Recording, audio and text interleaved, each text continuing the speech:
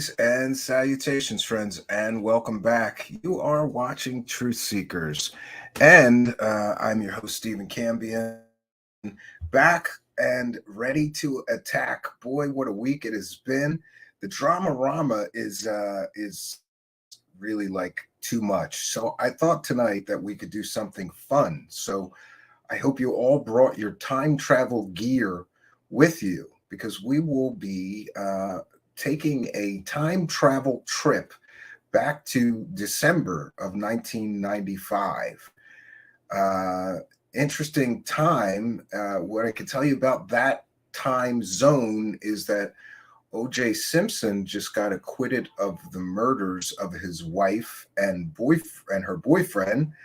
I don't really recall that much else of historical or significant importance at the time, but I thought this was very, very interesting, and I also thought this was interesting for another reason, and that is I have noticed something lately that maybe no one else noticed, but I have, and that is that some of these old pieces of, let's just call it UFO mythology history, have been disappearing from the internets. Now, first we got the Project Camelot YouTube channel getting nuked. And I'm not going to take a position on whether I believe that was appropriate or not. It still remains that all of those interviews are largely gone. I think she has most of them behind her paywall now, or some of them, but you're talking about a huge history of interviews all gone.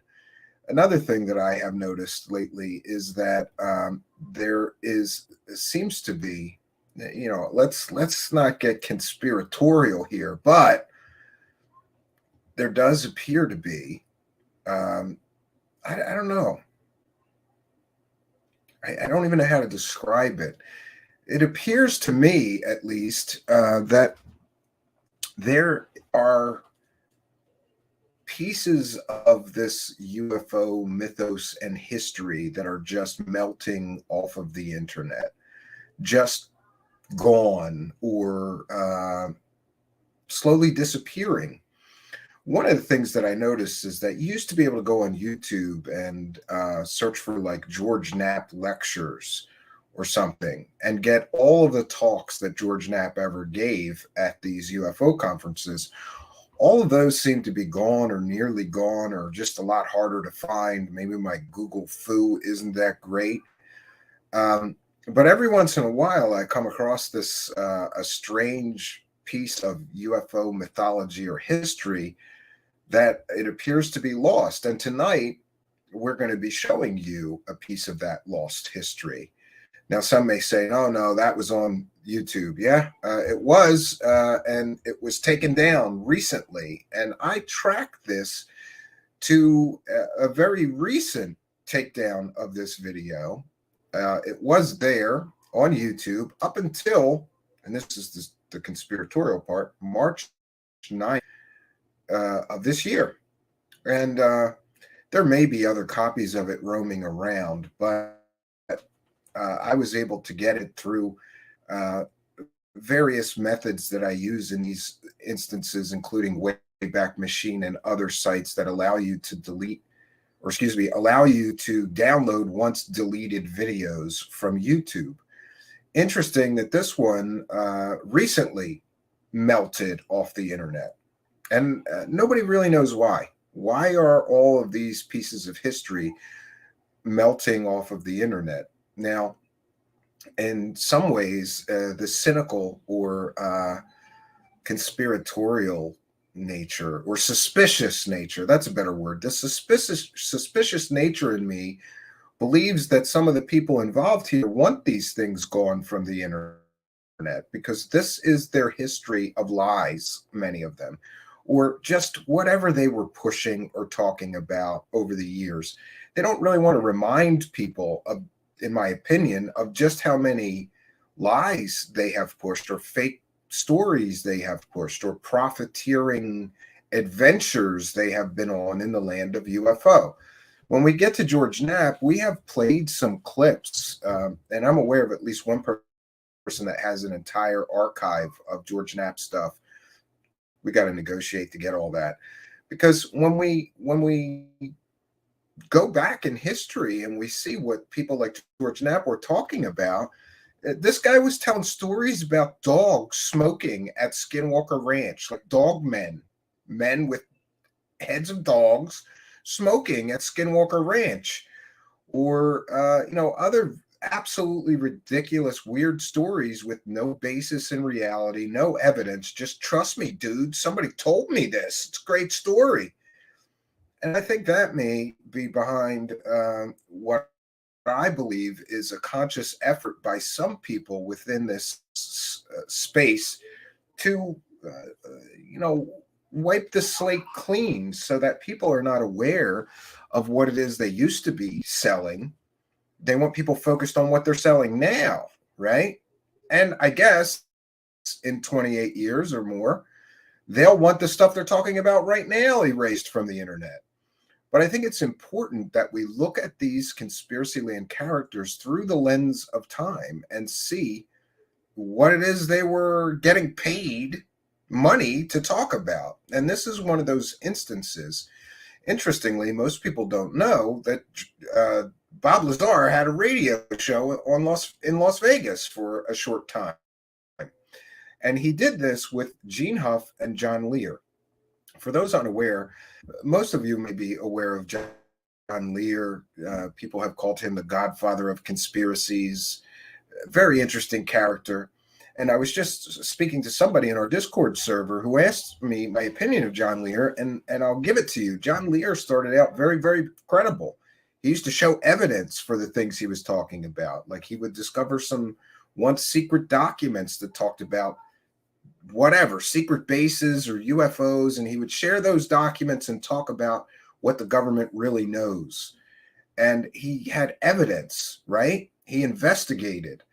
But somewhere along the line, John Lear just went off the rails and he became full-blown, no other word for it, part of my overuse of this word. He just became a full-blown wackadoo. Because the older John Lear got, the more willing he was just to accept and repeat stories without evidence, without any basis in what I would call reality. And it would appear, towards the end of his life.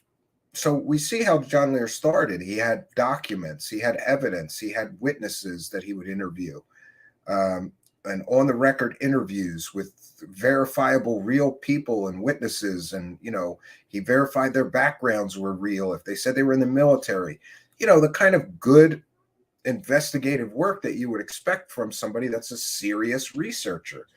But again, somewhere along the line, John Lear just went off the rails. And before you know it, this last couple of years before he died, he was telling people, let's see, there's 100,000 people living on the moon and the government's lying to us about it. There's habitable bases where people are living on every planet in the solar system, including Pluto. Better pack warm for that one. He was also, he told people stories about when he was in Vietnam, how they fought like alien monsters in the jungle. It just got absolutely crazy, and he believed everything, including that Billy Meyer story was real. It got worse and worse for him. And I don't know if it was exposure, maybe being too interested in UFOs and aliens is like radiation, right? Like a little bit of exposure isn't going to hurt you. But if you spend too long next to that radioactive thing, eventually it's going to affect you negatively. And I'm starting to worry because I have seen this happen. Well, I don't think I'm in danger of going down the wackadoo path, but I have seen many, many people that they started off like John Lear, or like me, I want evidence, I want documents, I want proof, I want people to be vetted, not just accept their story because they said so. And I have seen so many people fall into the wackadoo lane and just start believing anything just because somebody says it. It's as if somewhere along the line, some of these people, and we see it today. We don't have to go back 28 years to see this. We could see this today. Some people, I always repeat that famous phrase from Stanton Friedman, who, by the way, they talk about in this radio broadcast. They shit talk Stanton Friedman because he was busting Bob Lazar's stories. Anyway, he had a famous saying. It was, "Don't bother them with the facts. Their mind is made up." And he meant that about skeptics, but it also equally applies to believers, because some of these people just believe all of it. They believe that aliens are visiting us. There's crash retrievals. The government has intact craft. The government has alien bodies. The government may have live aliens that they're keeping in captivity and communicating with telepathically. Somewhere along the line, some people just decide they believe all of it. And then I kind of believe this, that instead of consuming information about all this stuff becoming a search for the truth, it becomes a hunt for stories that will validate your pre-held belief that you already have. In other words, their minds are already made up. The aliens are here, and they just want people to tell them that what they believe is right. You're right, the aliens are here. Let me tell you some comforting stories to reinforce your belief system. I think this is very troubling, and it reminds me to keep a level head. And first of all, demand evidence. And second of all, don't go into a story with pre-held beliefs, but rather follow where the evidence will lead you. Yeah, so we're going to get into this. And I just want to mention, for the benefit of anyone else who is interested in these little known historical fragments of UFO history, that this radio show aired in Las Vegas starting in 1995. They did 5 shows. I don't know if this was monthly or weekly. If anybody has any more evidence or insight into this Bob Lazar lost radio show, please do email me at truthseekershow@gmail.com. Maybe you're a little more informed. And also, I want to thank everybody who showed up for the premiere today for our new formatted Truth Seekers Presents show. It was more or less a success, but a failure on my part, because I had to render that show like 3 or 4 times. There was a copyright claim because we used a piece of footage that somebody had copyrighted. So I had to redo those sections and re-render it. And I forgot that I used that 3 times in it. So I uploaded, get the copyright claim. Oh no, I replaced that. Oh, that's a different timestamp. And then I had to do it again and again. Somehow I managed to cut the last 4 minutes of that show off, which really was just a very couple minutes, quick wrap up and, the outro. But I still hate that I went through so much work to make this thing and then somehow screwed up the premiere. So I apologize, but I want to thank all of you. We had great turnout today at 2 p.m. Eastern. So I finally figured out what the problem was and why it cut off the 4 minutes. I was trying to figure it out earlier. Didn't figure it out. I figured it out, but I can't render it while the show is running. I mean, I could on another computer, but anyway, after the show tonight, I will do what I hope to God is the final render, right? I had joked that making pre-recorded Truth Seeker shows is about as fun as making a hemorrhoid commercial. And so far, that's turned out to be pretty accurate. I have never rendered one thing so many times or fixed so many stupid mistakes. And now it seems like even when I thought it was over, right? But in my defense, it was 3 a.m. last night when I was redoing this thing. And I don't know, just not on the ball. But I fixed it, or I fixed it in the editor. Now I just have to render it out and upload it. It'll be available late tonight, 2 o'clock in the morning, maybe tonight. But I thank everybody for coming. Everybody liked the new format, except for the ending cut off, of course. So we'll be fixing that. And I'm hoping that this experience with recording this first one does not preclude the possibility of more of these. I want to keep doing these so that I can throw in an extra show or two every week that is pre-recorded. But boy, I feel pretty discouraged by that first experience. The first one is always the hardest. It's like making your first album of music. After you wrote that many songs and went through the recording process and the production process and the mastering process, you kind of figure it out, and the next one's easier. I'm hoping it will be like that. So we're going to put our fair use. Oh, you know what? I forgot to check in with the live chat. I apologize. And I think we want to welcome each and every one of you. If you're just joining us, you're watching Truthseekers, and we're going to be showing and sharing with you a little known radio show that Bob Lazar did with his one-time business partner, Gene Huff, and his co-conspirator in the hoax. Other friend, John Lear.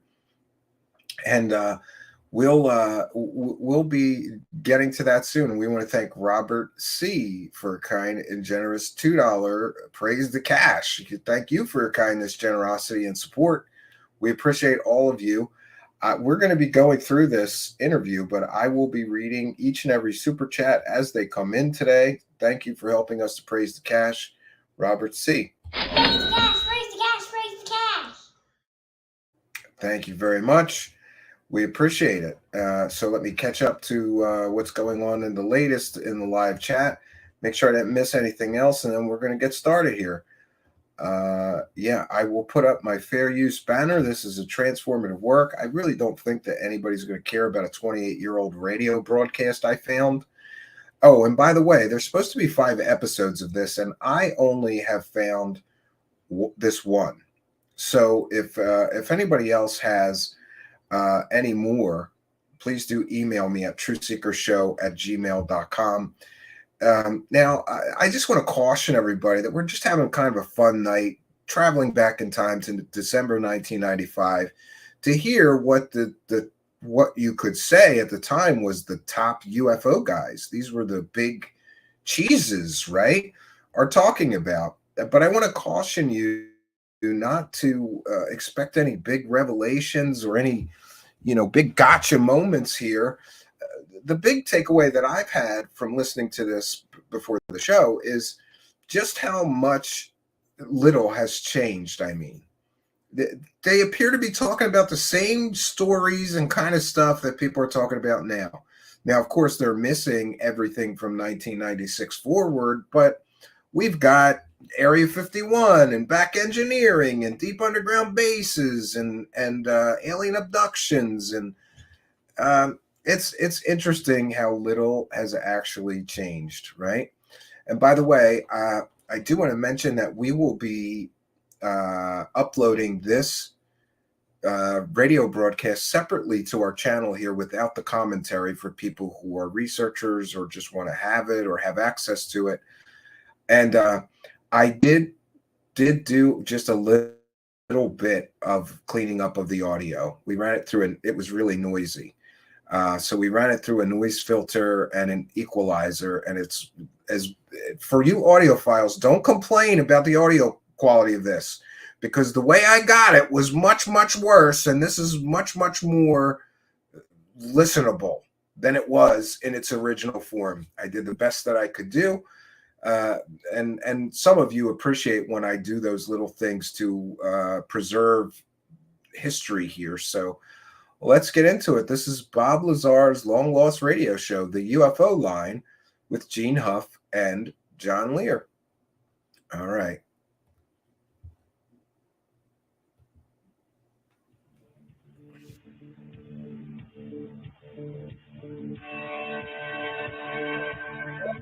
No music.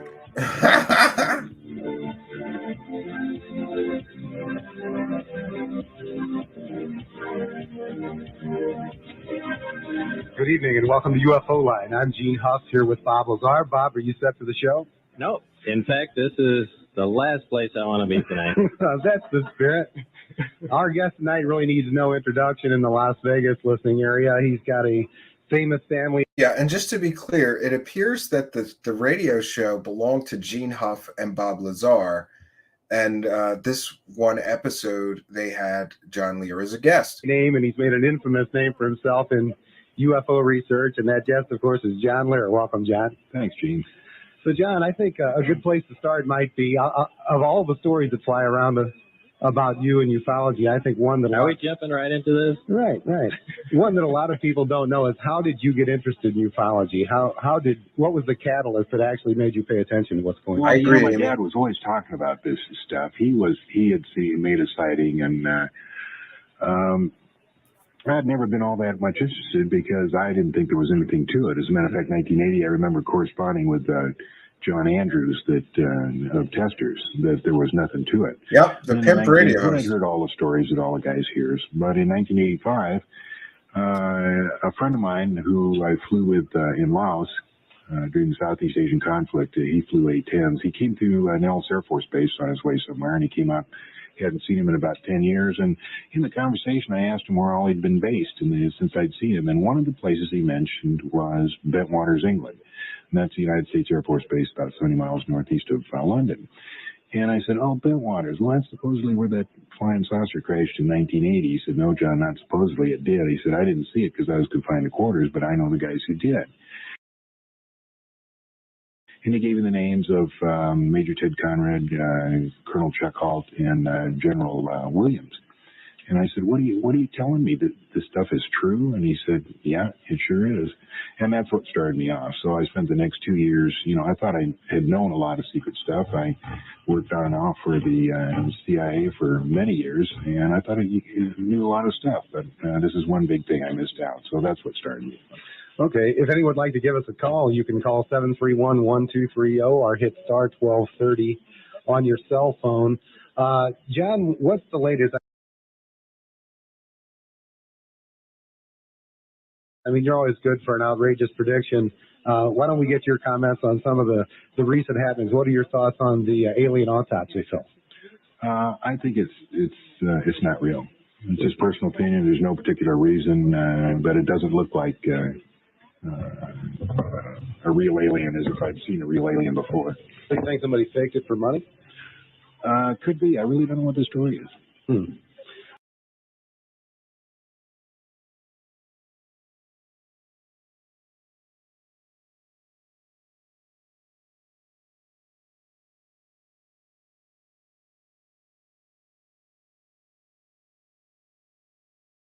Well, Bob has a giant list of past John Lear predictions and statements and accusations that he'd like to go through to see which ones you still stand by and which ones you've changed your mind on. So, Bob, you want to go ahead and hit the list? Sure I do, Gene. Okay, let's see here. Let's start at the bottom. The driver shot Kennedy. The driver of the limo shot Kennedy. What do you think about I'm that? not convinced that, still not convinced that he didn't do it. Of course, everybody's dropped it by now, but I went back. But you still think it's possible? It's possible. Mm. I'm sorry. I was saying that, isn't it interesting that John Lear, he said two things there. First, he didn't believe the alien autopsy. This guy literally believes anything, but he didn't believe the alien autopsy was real in 1995. And now he also said, it just doesn't look like a real alien because I've seen a real alien. Okay, John Lear. I went back and viewed some film that a guy had that was really close up, and he was trying to sell What me film? The only one was the Zapruder film. Yeah, it was enlarged from one of the supposed second or third generation films, and he was trying to show me. Yeah, I got the message. Of the driver's hands on the wheel while this supposed shooting scenario was going on, but it wasn't all that convincing. Okay. The 5 square mile roof over Area 51. Yeah, that was Wrong. Okay. Okay, 1 and 1. The 2 billion aliens living along the mountains or inside the mountains along Highway 93. That was pretty. No, I'm going to post this separately without our commentary over it. But in order to do that, I need to do the show with the commentary so that we can make it a transformative work. And by the way, while we're talking about that, please, any comment while you're listening to this that you want me to share on the screen, please put it in all capital letters and I'll share it on the screen. And by doing so, you will be helping me to make this a transformative work. Pretty far-fetched. I have to admit. It's hard to believe that even you said that. Yeah, so there was a theory in the 90s that the driver of the car shot Kennedy somehow. And by the way, I'm aware of several conspiracy theorists today who still say that. Okay. I don't believe that. I got to say my favorite ones for last.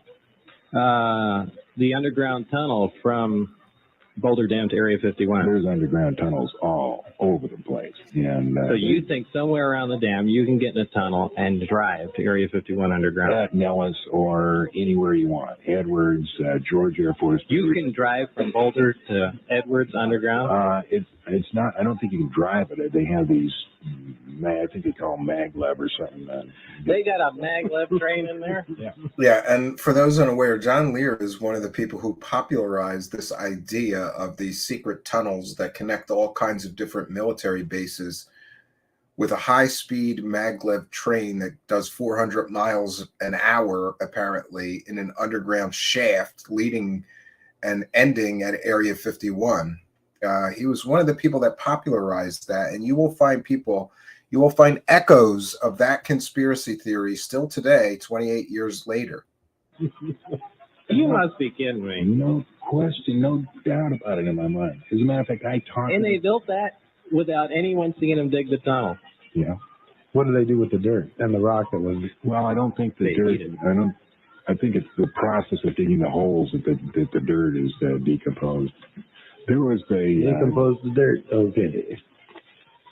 Well, stranger things have happened, patent Jameson Reed. that I showed you a couple of years ago that the two Los Alamos guys got for that train. Okay, For that. for those who are unaware, John Lear's background is very impressive. First of all, he's the son of the person who invented the Lear jet, and his family had an aviation company. And also, John Lear was in the military and flew. He verifiably flew secret missions for the CIA. And that is known and verified. That's not, speculation or him making up stories. He really did. And he was also a commercial airline pilot for a time. But right around this time, I believe he was fired just for believing in UFOs. And he does talk about it more on this show as we progress. Oh, what happened there? Oh, 1 second. There we go. Sorry about that. Digging equipment that uses the same process. But that would be a major undertaking to I construct agree, Chuck. a maglev train under there. You have no idea how far those things extend.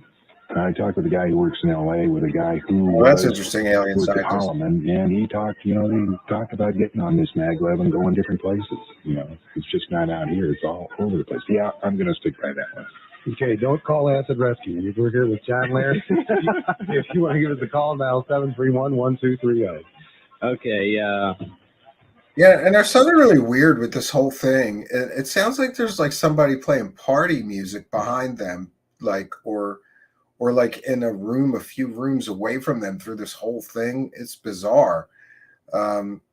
So I don't really know about like where this was recorded. Was this in a radio station studio or in somebody's house? let's see here. Yeah, I don't want to say that one yet. What about Somebody's playing like the 50s people party are- music. Food for Aliens? What about that old concept? I'll probably stick by that. Yeah, You're kidding me. Well, not. Yeah, I'll have to stick by that. Yeah. Okay. What about that little story about abductees getting these implants, and then Yep, at some absolutely. point in time, someone's going to have this device that resembles a TV remote control and be able to control these guys all en masse to do whatever they want? I'll stick. Oh, I haven't heard that conspiracy theory in a long time. For a while in the 90s, yes, there was a conspiracy theory that all these people that were getting alien implants, the aliens apparently had a remote control where eventually they'd be able to control all these people with implants and take over the world. Stick by that one. I'm getting John scared. Lear stands Okay. by that. What Conspiracy is true. about the stealth fighter? The liquid crystals on the top and bottom of the stealth fighter. So from above, it looks like the ground, and from below, it looks like the sky. They didn't use that on the stealth fighter, but it may have been used on another airplane. It's Porto. Yeah, it could be. in 90s. Which airplane was that? Too bad they can't Yeah. see your expression. Yeah, they do sound like Okay. they had a few. 70 different species of aliens? 80. 80. There's probably John 80 Lear have says- visited Earth. Okay, well, where? John Lear says there's 80 species of aliens that have visited Earth. So we could probably pinpoint on a timeline that right around 1995 is when John Lear started going off the rails. Where do you get a number like that? From the different drawings that the people have made of the different types. All the drawings I've seen, with the exception, did I say that? Is that a word? With the exception of the reptilian type guy and the pickle man. You're right. You're right. Yeah. Also, little known factoid. John Lear's father was wealthy, very, very wealthy. And believe it or not, a lot of his money came from inventing 8-track tape players.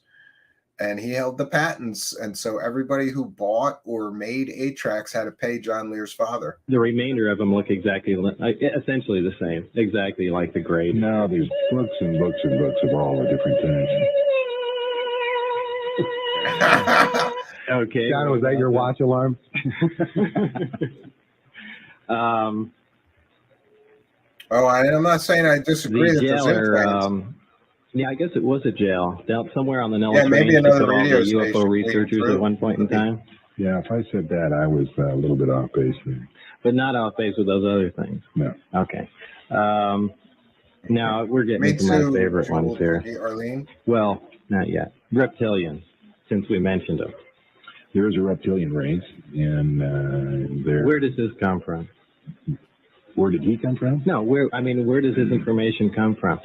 The reason I bring up reptilians is because at one time I called, you had a UFO drawing somewhere that you showed me, and I thought it looked pretty neat and wanted to get a print of it. And you said I had to call Bill Hamilton or something like that. So far we've JFK driver shot, the driver shot JFK conspiracy, the tunnels conspiracy, alien autopsy, and now we're into reptilian aliens. And John Lear is saying there's over 80 species of aliens, and Lazar is sort of puzzled about where he's getting this, and now he's drilling down on reptilian aliens as a real species. Yeah. And you gave me his number. I called and got his wife or girlfriend on the phone, and I agree, alien she scientist. said that Bill's not here right now. He's down the block because one of the neighbors was having some problems with a reptilian. And I thought it was a joke, and she was serious. And I said, well, what do you mean? And she said, well, he was out hassling her in the front yard. Now, this always has left an impression with me that these reptilian guys are out walking around hassling people on the street. And Well, that's in California. I'm not familiar, or I don't remember that story, but the fact is there is a reptilian race, and they are around, and they don't walk down the streets. But they're there. They exist. Yeah, the So you think they're probing. advanced Oh, race? no, the Apparently like the probing. Greys. And, Way, Yes, way. the probing. is there any contact with them now? Supposedly at the test site, there has been contact with a species called. Yeah, we should play What, that conspiracy they're bingo. working there in Yes. capacity, or they're just Yeah, in they're captivity? just there. The story was related to me about a guard who had to be, or guards who had to be shown photos about 3 That's to 4 what it weeks. is, yes. Just flash photos of these species before they were put on duty, so that they weren't sitting there and guarding something, and one of these things came walking down the hall, and these guys dropped dead of a heart attack. Seeing this weird John Lear said that somebody saw one of these reptilian aliens just walking down the hall, and they dropped dead of a heart attack. looking thing. What do you have any ideas about the motivations, and what is this Yeah, is this a good- joint good- venture? Good point out, Lou. And here's the thing. I think this was all a shtick. And Lear and him always did this, Lou. They always did this back and forth with like Bob Lazar being the credible, skeptical one, and John Lear talking about all kinds of wackadoo stuff. They did this all the time, and I was surprised to be reminded of that, right? And even in interviews where Bob Lazar is asked about John Lear, he would basically say, well, like, John Lear believes a lot of stuff, and he's a great guy, he's my friend, but wow, he's really out there. It was almost as if it was a setup to make Bob Lazar appear more believable and more credible, put him with a wackadoo in the form of John Lear, right? With humans and the reptilians, similar to the old stories about the Greys, or exactly what is there? I don't know what the story is. No. I just can't buy that you believe all this stuff. Well, when we first met I know. I didn't believe in flying. You didn't believe in flying saucers. Yeah, and as the story goes, this is a little known part of the story that is very important. If we believe these guys, Bob Lazar is just an out-of-work scientist helping out his friend Gene Huff. And they go to John Lear's house to do a real estate appraisal. And I guess Bob Lazar's there to like hold the tape measure or something. It's so ridiculous. And at the time, John Lear was going on shows with George Knapp telling stories about 9 alien spacecraft in hidden hangars in a sub-secret base of Area 51. And then Bob Lazar somehow meets John Lear while John Lear is telling the stories about those alien spacecraft at Area 51, but he hadn't worked at Area 51 yet.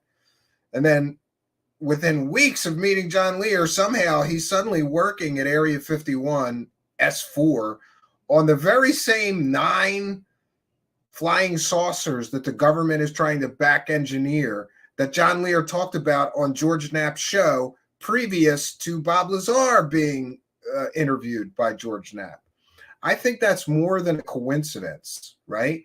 You just so happened to meet the guy that was talking about the very same program that you would go work for.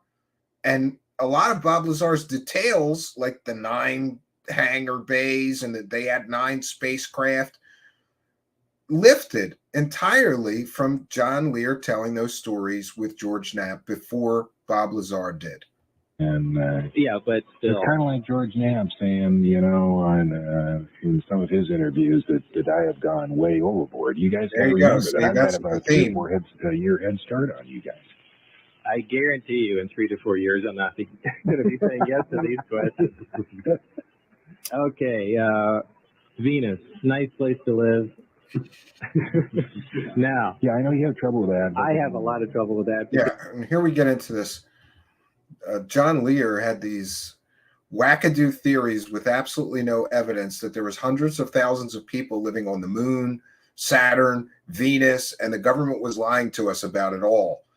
And that there were sort of like paradise, custom-built paradise for the elite, rich, and powerful on Earth. And they were all escaping to these other planets, and the government was lying to us about it. And again, we see that Bob Lazar is playing the skeptic. And isn't it interesting that the supporters of Bob Lazar, they always claim that he had no interest in UFOs. He's hanging out with UFO guys. He's doing a radio show about UFOs in 1995. And around this time in 1995, he was getting paid big bucks to do interviews in documentaries and television series and all kinds of stuff. So for a guy, number one, not interested in UFOs, he spends an awful lot of time on UFOs. And number two, for a guy that supposedly made no money from this, this is a for-profit enterprise, this radio show. And it should be noted that Gene Huff was his business partner. And Gene Huff was the guy who got all the money deals. He would be the guy you would contact to book Bob Lazar for your documentary. And I don't know if Gene Huff took a piece. Gene Huff was involved with the Testers Model Corporation deal. And Gene Huff wrote the Hollywood screenplay that they try to sell multiple times to Hollywood producers unsuccessfully. So Gene Huff was sort of the guy pushing him to make money. Gene Huff, pictured in the middle here, also, Gene Huff was the guy who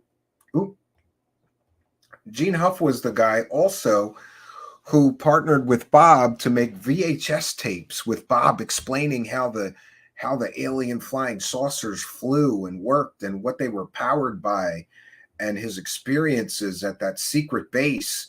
It's called Excerpts from the Government Bible. They sold it as a VHS tape in the back of science magazines. Gene Huff was Bob Lazar's partner in that business. So for people to say that they never made any money, well, you didn't know about Gene Huff, who was constantly the money deal man right next to Bob Lazar during this whole time period. And I believe that they've had a falling out since the Corbell documentary, because apparently, well, there's a whole lot of rumors and speculation.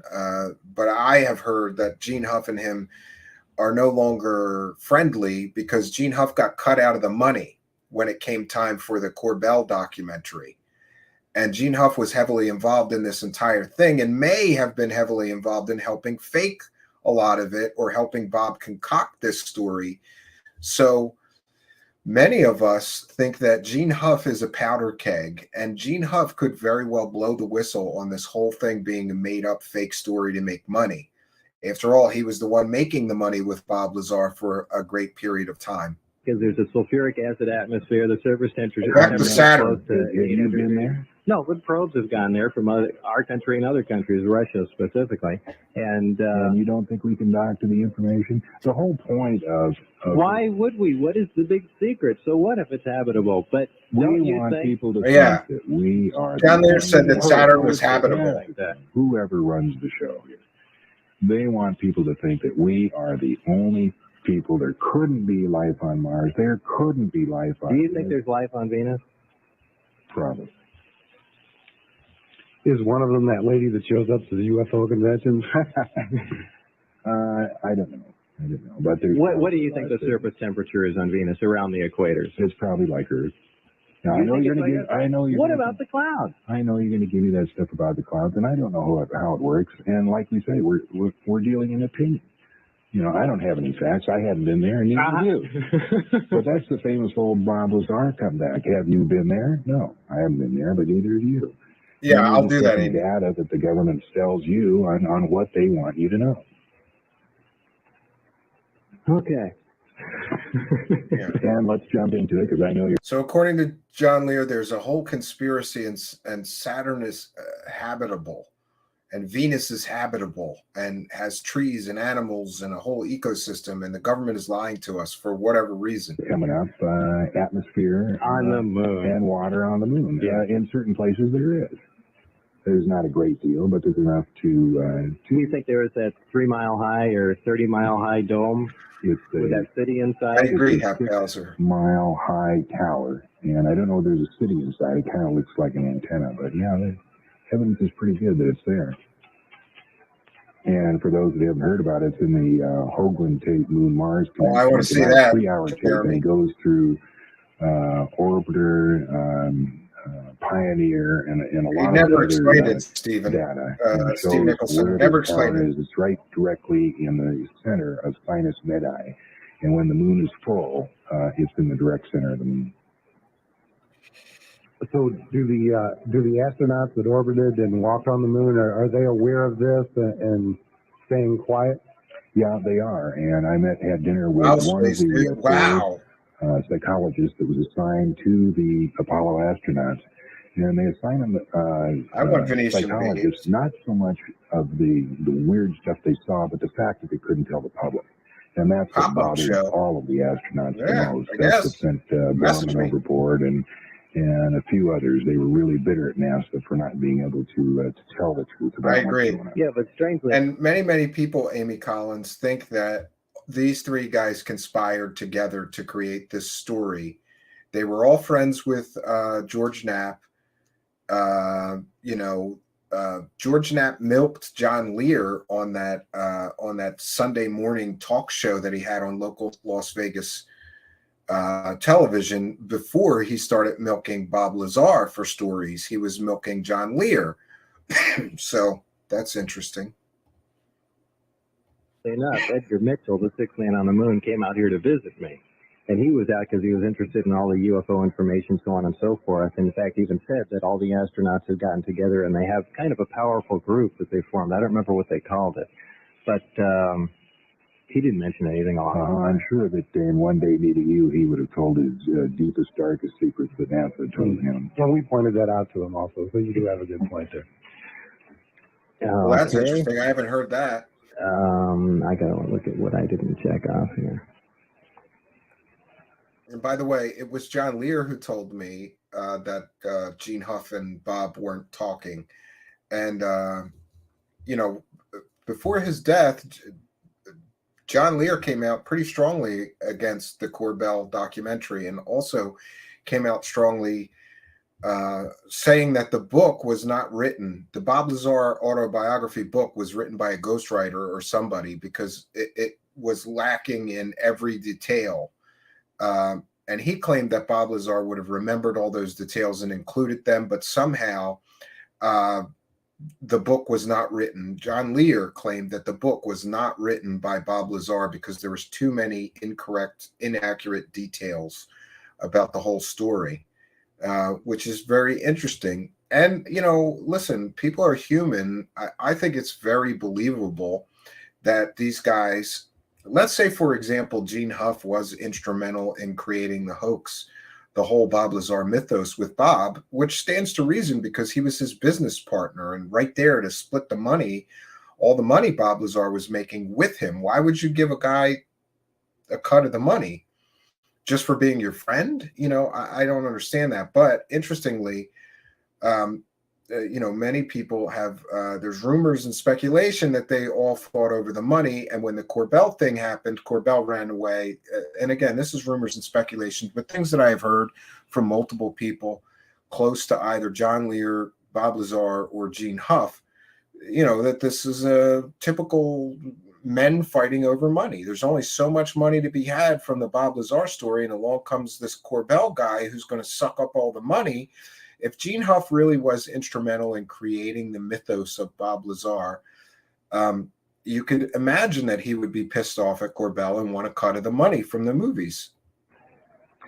And the final questions we're done. Well, John, how about this? What's your I really don't know the UFO, big John. picture? I mean, now you say we've got reptilians here where they're lying to us about survivable atmospheres and temperatures on the near planet. What do you think the big picture is? I can remember, 6-7 years ago, not that you were necessarily responsible for it, but UFO researchers always have something big is going to happen at the end of this year. Something big is going to happen. That was October 92. And I made the mistake of making several predictions. And so I don't do that anymore. I have no idea what to do. Well, you don't need to predict a big invasion. So what do you think? John Lear, right before this, I think it was in 1992, John Lear predicted that there would be basically a landing of aliens on the White House lawn and at the Kremlin, and that aliens were going to land and meet with all of Earth's world leaders, and we were going to get full-on disclosure. That was 1992, and none of that happened. So he stopped making predictions. The status is of the big picture. Any impending doom or business as usual? The government guys that I know, all they can say is the next 5 years are going to be very, very interesting. But we've heard that, for the last. Yeah, remember, this is 1995, and he's saying the next 5 years are going to be extremely interesting. You know what happened in the world of UFOs from 1995 to 2000? Almost nothing, right? Alien autopsy was the big thing from that time period. That's it. No disclosure. So it's just kind of nice to just sit back and watch and know the stuff that we know to be real, and kind of see what's going on. Real. Well, I'm talking about the stuff you told us, but I assume that's real. So, John, what are your thoughts on the land grab out here in Central Nevada? Everyone made a big deal of it. You were among some of the first, you, Jim Goodall, Sean Morton, Gary Schultz, people like that who climbed up and viewed down on Area 51, and you. How dare you mention John? You in the company with John Lear and Jim Goodall. Yeah. So apparently, alien scientists is saying Corbell still works as a maintenance man. Well, I don't know if maintenance man is the proper term for him.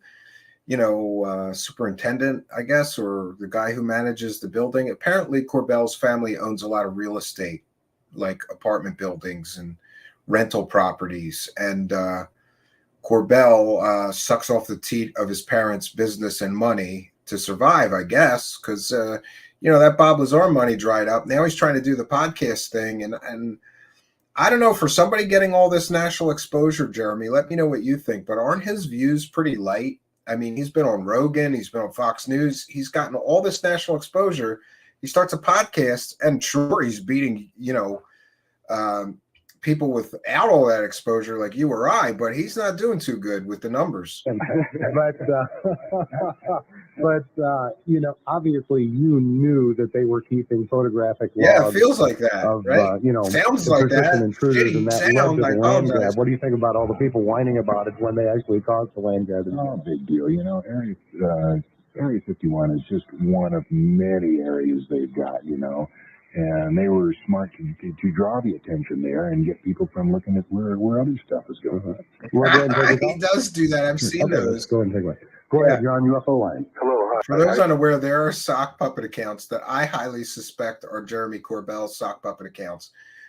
And they bust Jeremy Rye's alien scientist balls for being a tile contractor. I've seen these posts. It's always some brand new, nameless, faceless Twitter account that likes all of Jeremy Corbell's posts and says things to alien scientists like, you should just stick to laying tile. You're no scientist. And yes, he is, but go try making money as a scientist in today's economy, right? Especially a theoretical physicist or something like that. How you doing, fellas? Good. And now they're taking calls. So the point of the show is the UFO line, and they take calls from people in Las Vegas, and it gets a little crazy. Well, not crazy, but this reminded me of like Art Bell call-ins when the wackadoos would come out. Greetings, Mr. Lear. I know you've been dealing with this for a while, and your father was. Did you have a lot of experiences when he was? Growing up into the it was harder, I think. Get a lot of experiences with seeing, quote, alien craft or unidentified flying objects. That's a good question. What We didn't have a lot of experience. My dad, for those of you that aren't familiar with his background, he founded Lear Incorporated and was chairman of the board for 30 years. They were a large supplier of components for military aircraft. Mine too. And he sold the I think, 1960s. Jeremy, we involved were both right about that. In anti-gravity research from about 1957 to about 1960 down in Fort Huachuca. And he had a couple of sightings, and lots of friends he's had a couple. I wish I knew somebody who lived in his parents' apartments. I would have asked him if I could go in there and take a big shit and clog up the toilets, right? It was interesting now that I look back, the people that he used to bring home are people that, were very involved with the cover-up general level. Several of those guys that he used to bring home, and he knew a lot about it. He did. He got a lot of criticism because he went down, I think it was to Bolivia to sell some aircraft equipment, and he was quoted by the press as saying flying saucers were real, and he got a lot of flack over that. But like I say, I used to talk about it all the time, but it didn't interest me because I UFO romance, and I wasn't interested. I was interested in spy planes, the SR-71 stuff up there. See, my father was in the Air Force. He was in there for like 25 years, and I lived here in Las Vegas. You're right. You're on Busted TV. You're absolutely right. 23 years now. And I've had experiences. I used to live out in the Air Force Station back when that area was really was not much around there. You know how bad it is now, how much it's grown over there. Yeah. And I've had some experiences out there, like out in the Valley of Fire and stuff. I've had some experiences, and I had to go up to the hospital and everything. The military hospital up there, they kept me up there for like 5 days, and taking tests on me and doing whatnot on me to find out what happened. And I know that when I came back, my parents came to pick me up from up there. My parents forgot all about it, didn't know anything about what happened. And so it's just like... Yeah, so welcome. The wackadoo callers have found Bob Lazar, Gene Huff, and John Lear. To me, it feels as the government went and did something with them to keep them from remembering it. But I mean, it was clear as a bell. I was really concerned at that point in time when it first happened. But after that, it's like they don't know it. They don't remember anything about it. Yeah, you must remember it differently than me. The government does of erasing people's memories. It's I remember that, Daniel. I never liked a couple cocaine. months ago. Never who did. Was with the Air Force. I don't remember that, and honestly, I have never liked any form of uppers, cocaine, methamphetamines. I am too ADD, and like my brain goes too fast as it is. So like if I take an upper, I thank God, because when I was in the music business, coke and meth were everywhere. I used to just give it to the drummer. Drummers always like speed, but then that screws up the shows because then they play faster than they're supposed to and they swear they're not. We gave one drummer who was a cokehead a click track. Like we made him listen in headphones to a click track that was the exact tempo of every song. And he's, because he would just play the song like 30% faster than it was supposed to be played. Jeremy and Steven pulled me from the Lazar rabbit hole. Well, good to hear that, Lord Ludicrous, and thank you for your kindness, your generosity, and for helping us to praise the cash. Praise the cash, praise the cash. Yeah, quite a few people I think we've pulled from the Lazar rabbit hole, and you have to remember that both Jeremy and I were both down it. We grew up with that story, both of us, and we both wanted to believe it, so bad. But when you start peeling back the layers of deception, it all falls apart. That tore apart test range between 1970 and 1981, and her memory for that whole time is just, there's nothing there. She has, flashes of weird stuff going on, but no real memory. Really nice lady. Screen memories all the way back in 1995. How they go about doing that? No, I sure don't. I think that's something we should find out, because if a person could open up everything that quote the government from the message. Yeah, they're overprescribed. You can just barely scratch the surface of how bad the defeat the government is performing to everyone.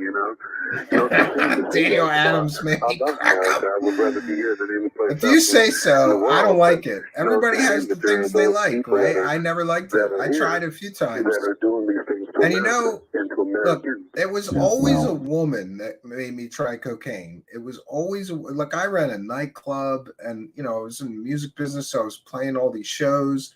There was always a woman that had a big bag of coke, and they would, you want to do some lines? No, you go ahead. I'm good. But the few times I tried it, I had a terrible experience. I had a nosebleed. I hated it. I just felt like, I don't understand. Like I said, everybody has things they like. I agree with you, but I never liked it. There's much hope of ever bringing this out. That's like finding who's the person that, or at least bringing the person who really killed Kennedy to justice. It's too late for that. The same that Oswald had to be a bad thief. Me too, Lord Ludicrous. You probably already know who.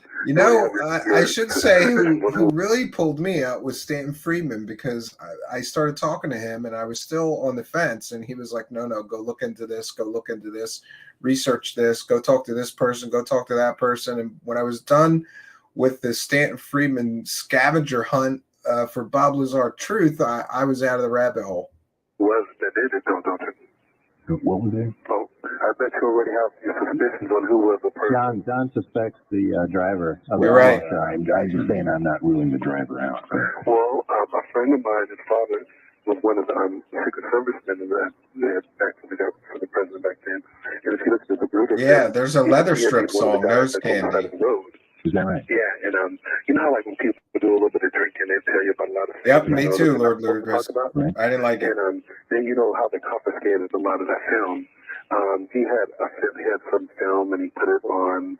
He let us look at it. Yep, it's everywhere. And, he told us times and dates and everything of how they were planning on having him assassinated. Wow, that's interesting, Aaron. That they were going to assassinate him. They changed the whole route. Oh yeah, there's no question about that. From the case, and from the position I saw that, I actually saw the fatal shotgun fire. Yeah, I don't know about that, Simon Fly. I'm film. sure I would be diagnosed with ADD, and I tried that, and I didn't like it. So, was the very, 7 seconds or whatever you generally get to see. Now they're talking about the Zapruder film shots still. Before the president got there, all the shots of the grassy knoll of everywhere, just general area shots. Someone Well, has it that had to be somewhere. a short time because there was only 5 episodes produced, 5 one-hour episodes produced. I'm in possession of 1 or maybe 2. I have to check. So we're looking for the other 4 of these because we'd like to preserve them for the sake of history. Preceded all of that on the film, and that's what. Well, what was that photographed? Do we know that? Well, Yeah, there was Zapruder film taken before the little clip you see of Kennedy. How's the grass, all around the general area? I think I saw I it on agree, Arts and Foxy's Entertainment. friends. Everybody has what they prefer. I prefer that. It was actually photographed by him. yeah, I saw the one. I know what you're talking about too, about the driver.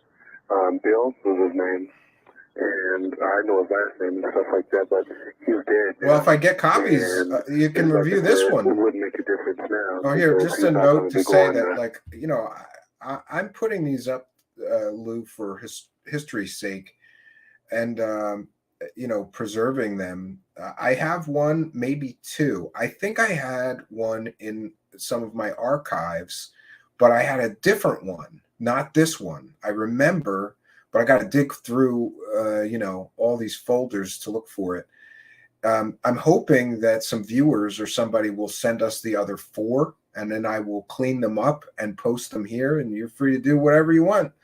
Fair use is fair use. And we want to thank Zizix for 2 things. 1, for being a member, and 2, for throwing some money in our hat tonight and helping us to praise the cash. Praise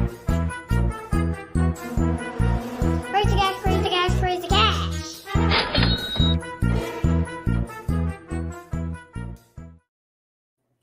Praise it. Thank you, He's Zizix. not going to be brought to trial, and Is he dead? I thought he was alive and living in Georgia or something. no, I heard that yet. He died sometime within, since 1991, I think. Mysteriously, from what I've heard. Yeah.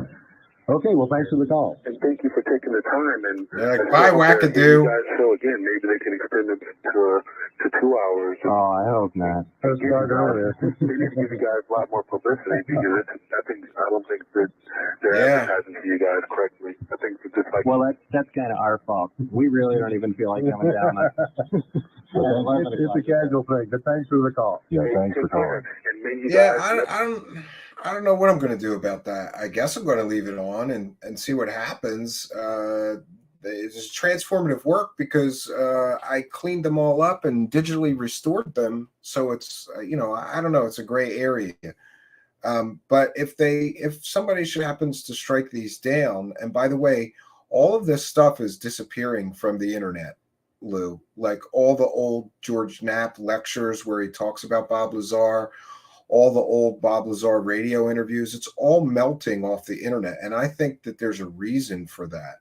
But if I get them, I'll put them up, and we'll see what happens. never sleep on the Rudolph with post-nasal drip.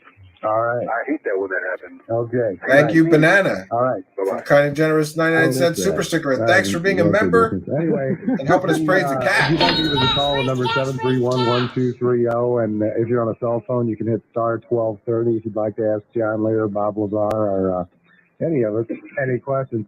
John, you're somewhat of a central hub. You're a high profile guy, and a lot of people approach Harry, you. look, I'm only gonna address this issue one more time because I addressed it at the beginning of the broadcast. What I got was so noisy and terrible, you couldn't hear anything. I ran this through several noise filters and then I equalized it. So what you're hearing is an enhanced, improved version. I did the best that I could. I don't have I have excellent audio software, but it can only do so much before it starts to just really twist what's there to begin with, and it sounds crazy and artificial. So I apologize for the audio quality. It's the best that I could do with Stories it. about being abducted, and I know that a lot of people even approached you that work at Nellis Air Force Base and other places. Can I presume that you conclude by now that not all of these people can be crazy and not all of them are searching for attention? I mean, you've seen a number of people. What about, we get asked all the time about whatever happened to John Grace, the guy that wrote those... Vladimir Valerian. Vladimir moved to Oregon, and he has a real nice business going. He still writes that forget what the name of his magazine was. He's doing well. What did he do for Nellis? Didn't he You're work right, for Nellis? Bobby Broadway. Yeah, he was a tech sergeant, and he worked in... Yeah, somebody recorded it off the radio, I was Lou. over to his office a couple times. I think that somebody was right. That's why there was that bleed over in the beginning, that it sounded like music. Somebody recorded this off of the radio, and it survived all this time from 1995 somehow, got posted on YouTube and got put through compression after compression probably. And then I got it and cleaned it up the very best that I can. So all we can do is the best that we can. It's all you can understand it. It's noisy. The background's noisy. Maybe I'll try running it through another filter before I post it without the commentary. Well, how about the Area 51 report? Oh, the Area 51 Area report. 51 report. This is going to be a weekly thing. Boy, there's so much stuff going on. First of all, up at Groom, we have 2 new proof of concepts ready to fly. One will fly next week, and the other around March, and both are very, very fast.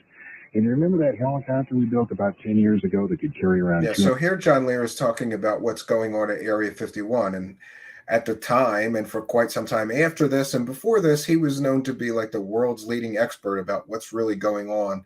What are they testing at Area 51? 150 troops. Now we have one that can carry 600 fully armed combat-ready troops. And over at Sunday, yeah, it's nostalgia night here at Truthseekers. Yes. Mesa, they have a new computer that is 1 billion times faster than the fastest in commercial use today. Okay, so here's where we get into the BS. He said that at Area 51, they have a computer that is 1 billion times faster than anything we have today. No. I don't think so. And I don't know. I'm just a guy with a computer science background. What do I know, right? But if there was a computer that was 1 billion times faster than anything in 1995, we'd be a little further along right now with AI and cancer research and the SETI and so many other tasks that require massive computational resources. Hey, do you know who invented the internet? It was DARPA, the Defense Advanced that he's right Projects Agency, and they did it in 1967. What they foresaw was the exponential use of the personal computer and saw the internet as a direct way into homes, hearts, and minds of the public. This computer up at Sandia can track what anybody ever wrote or said or wherever anybody ever went on the internet with their PC. And not I only agree. that, whether your PC is on or not, they can access your hard drive anytime they want. And hey, what's going on at Tonopah? Okay, so this is 1995, remember, early internet, and John Lear is saying that through the internet they could access your hard drives and do anything they want while you're connected. And while that is certainly not true, you know, maybe he had some general idea about how intrusive the internet would become. And thank you, Anthony Peterson, for kind and generous $5, saying, thanks for the memories. I remember reading about Lazar in Omni magazine in college and was intrigued by his story. Too bad it didn't hold up. Yeah, too bad. But thank you for helping us to praise the cash. We're happy to bring you these memories and more. We're going to try to do nostalgia night like this once in a while. Thank you, Anthony Peterson, for your kindness, generosity, and support. Praise the cash, praise the cash, praise the cash. Thank you very much, Anthony. We have the new counterinsurgency airplane that's being used out at Aviano in the Bosnian conflict. Yeah, maybe they The wouldn't. security is so tight up at TTR that now they have 3 fences instead of 1, and the entire support team, which consists of about 350 people, are billeted right out the flight line instead of back down at the gate like when the F-117 came out.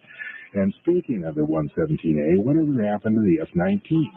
The F-19 went down the Skunkworks assembly line right next to the 117, used the same engines, 404s, but was a Navy bird and was a Batwing type aircraft. They made about 60 of them. It turns out that the F-117A was just a cover for this other high-techer. And whoa, Exactly. what's flying out of the northern... Yeah, that's pretty important. A guy says, well, he's not interested in UFOs. Then what's he doing with the UFO call-in radio show in Las Vegas in 1995? And by the way, I'm aware of many failed, let's call them failed business adventures that Gene Huff brought Bob along for. And it seems like Gene Huff was the one, to my observations, it seemed like Gene Huff was the one that was trying to, you know, capitalize on Bob's fame and make some money. And Bob always plays the reluctant, oh, I don't even want to be here, you know. That a secret facility? It's black and it's fast.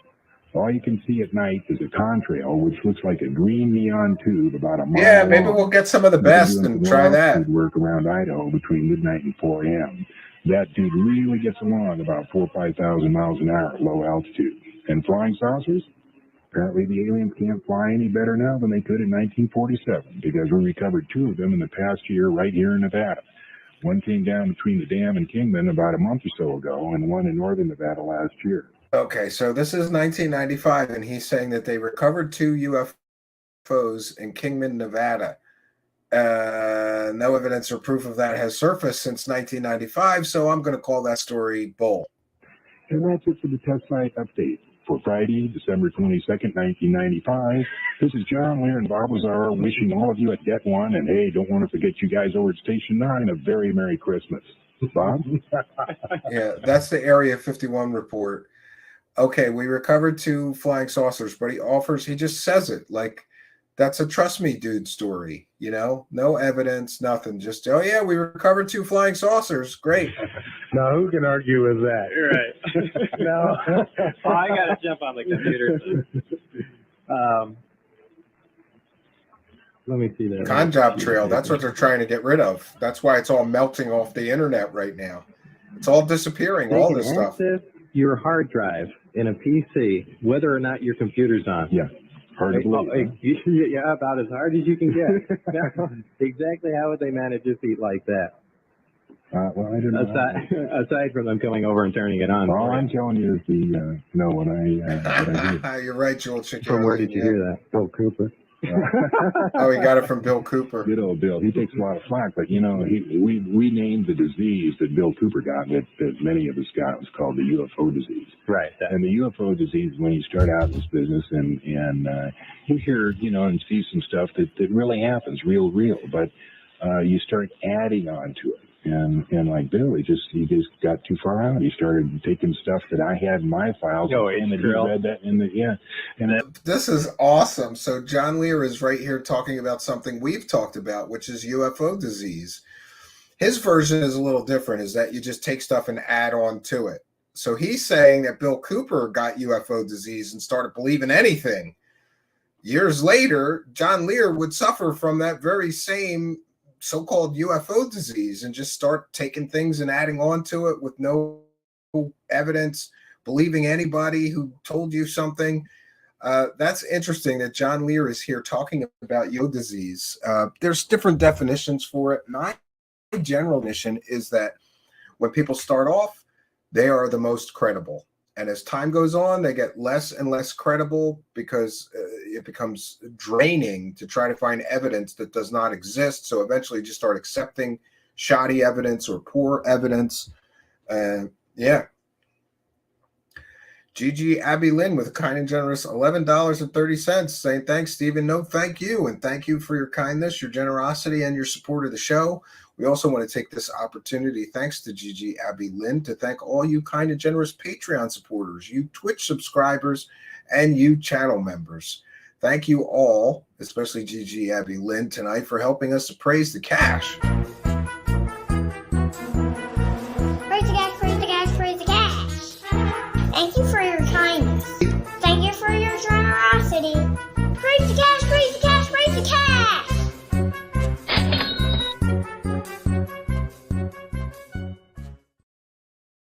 Thank you all for your kindness. That's my favorite In story. fact, maybe you should, please our audience and tell them the story about O.H. Krill.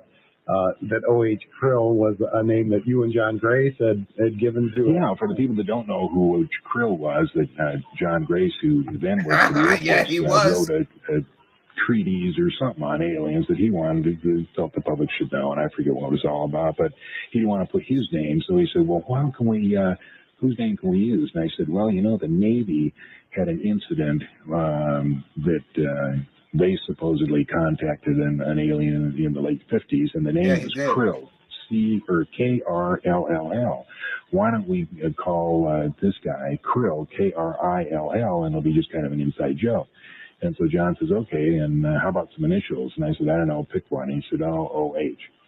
So then John Which stood for only hostage or something Original like that. hostage. Original hostage, yeah. well, that wasn't our intent. That was just picked out of thin Oh, air. was it? Okay. And They then did when Bill original Cooper got a hostage. hold of this story, he had seen that in the Navy, and the OH stood for original hostage, and we just picked those initials out of thin air. You're right, and he had read that whole report when he was there. Yeah.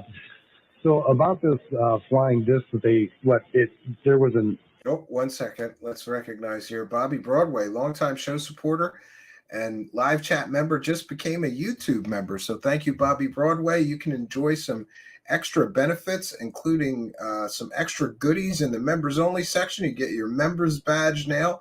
Thank you for helping us and becoming a member. Praise the Praise cat. the cash, praise the cash, praise the cash.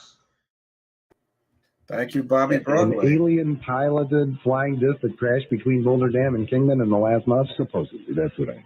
And what was it able to fly away, or did someone have to go pick it up and No, truck it out? supposedly there was some staged chemical accident or road accident or something where people were diverted from the dam for a day or so that they could recover that. Oh, that's what that story was behind that spill. So 1995 and stories of crashed flying saucers being recovered by the government. Does any of that sound familiar? Maybe, just maybe, we're in a time loop. And if C.W. Channer's theories are correct, those go in 10-year increments. So 10, 20, 30, in just a few years now, it will be UFO crash retrieval and back engineering central soon. Was there really a spook? Well, they did close. I remember in recent months they did close the dam up. Somebody told me that, and I remember down that. through Laughlin and Searchlight or I remember that there was an accident with some Taiwanese or something, but I didn't remember a spill. And when the guy told me this story, I was trying to think, no, I didn't remember a spill. Now, where was the other crash? You said there were two of them. Supposedly in northern Nevada. Oh, and why do you think it is that these things crash? Especially if I'm presuming these are. Yeah, one of the huge questions that people always have is how can they come from other star systems and still somehow crash? Well, I would think that any machine is capable of failing, but I'm interested. Let's hear what John Lear's. He was just asked, why do they crash? Are capable of interstellar travel, or are they some type of scout ships out of a mothership? I'm just curious as to why they would be able to fly here from another star system and then crash so routinely. That question's asked a lot of times. I don't know. Maybe they don't get enough simulator training. Boy, I don't know. So here's an explanation. So It's so hard for me to digest this. I mean, I can understand. Well, I'm not even going to start a fight. So are you? Go ahead. We'll start it here, and we can end it up in the Area 51 bar. We'll get out of here. So have you been walking back into the general UFO community? I remember, wasn't it in the early '90s that they tried to ban you from the MUFON convention here in Las Vegas? Yeah, I hosted the MUFON Didn't convention. some guy quit because you? Yeah, a couple guys quit MUFON, and I hosted the MUFON convention here in 1989, I guess it was, and it was real popular, but I kind of was disinvited. I couldn't speak at my own hosted convention. Yeah, this is interesting. MUFON and John Lear had a falling out in the 90s. And so John Lear started his own UFO convention on the same day and time and city as MUFON's. And it was a big drama battle for a while between the two of them. And I did a little talking all through 91. Well, thank you, 92. Third It cost Coast me Swing. 2 good jobs. So I quit talking about UFOs at all. The one job was Mr. Transera was a captain there for 6 years. Thank you, And Third they called Coast. me in one day and they said, "You don't actually believe in flying saucers, do you?" And I said, "Well, yeah, as a matter of fact, I do." And they said, "Well, we can't have anybody working here." Yeah, John Lear was verifiably fired from several jobs just for being a UFO believer because they didn't want somebody that was a commercial airline pilot who was a wackadoo, essentially, is what they told him. Here he talks about it a little bit more. Flying passengers and believes that. So I lost that one. So the next one I had was with Orbital Sciences, and Orbital Sciences operates the L-1011 that carries the Pegasus rocket that launches payloads. Yeah, there's no such thing. space. There's always byproduct. And I was hired as a project pilot, and the senior project manager called me up one day and said, "John, we applied for your clearance, and I don't know what you've Try done." again. I don't know. That's Either weird. the U.S. Air Force or NASA. Google's conspiring against us, program. Foxy's So friends. That was the second job. So I kind of lie pretty low there. Mm-hmm. You need to pay those bills, huh? Absolutely.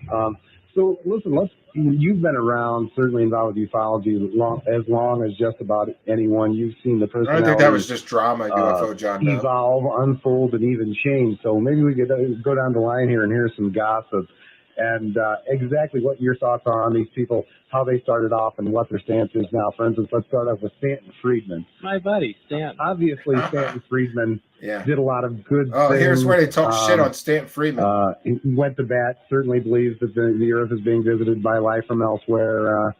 Specializes in the old-fashioned MUFON stuff. Here's some crossed-out Freedom of Information Act documents, blah, blah, blah.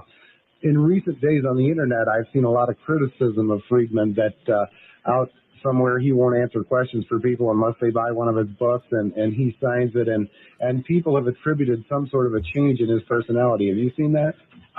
Yeah, I haven't talked to Stan in many years. I really thought he did a good job as far as he went. What turned me off to Stan Friedman is that when Bob came out and talked about working at the test site, and Stanton was in town just about the time this was all going on up at my house, and he didn't even make the slightest, request to meet Bob or talk to him. And I wondered, here's the supposed premier UFO researcher of the century, and he doesn't even want to talk to Bob. So it kind of turned me off to Stan. And by the way, Stanton Friedman tells a completely different story in which he tried to meet with Bob Lazar 3 separate times, and Bob Lazar canceled or made excuses. And one might, I don't believe John Lear, but I do believe Stanton Friedman and what he told me.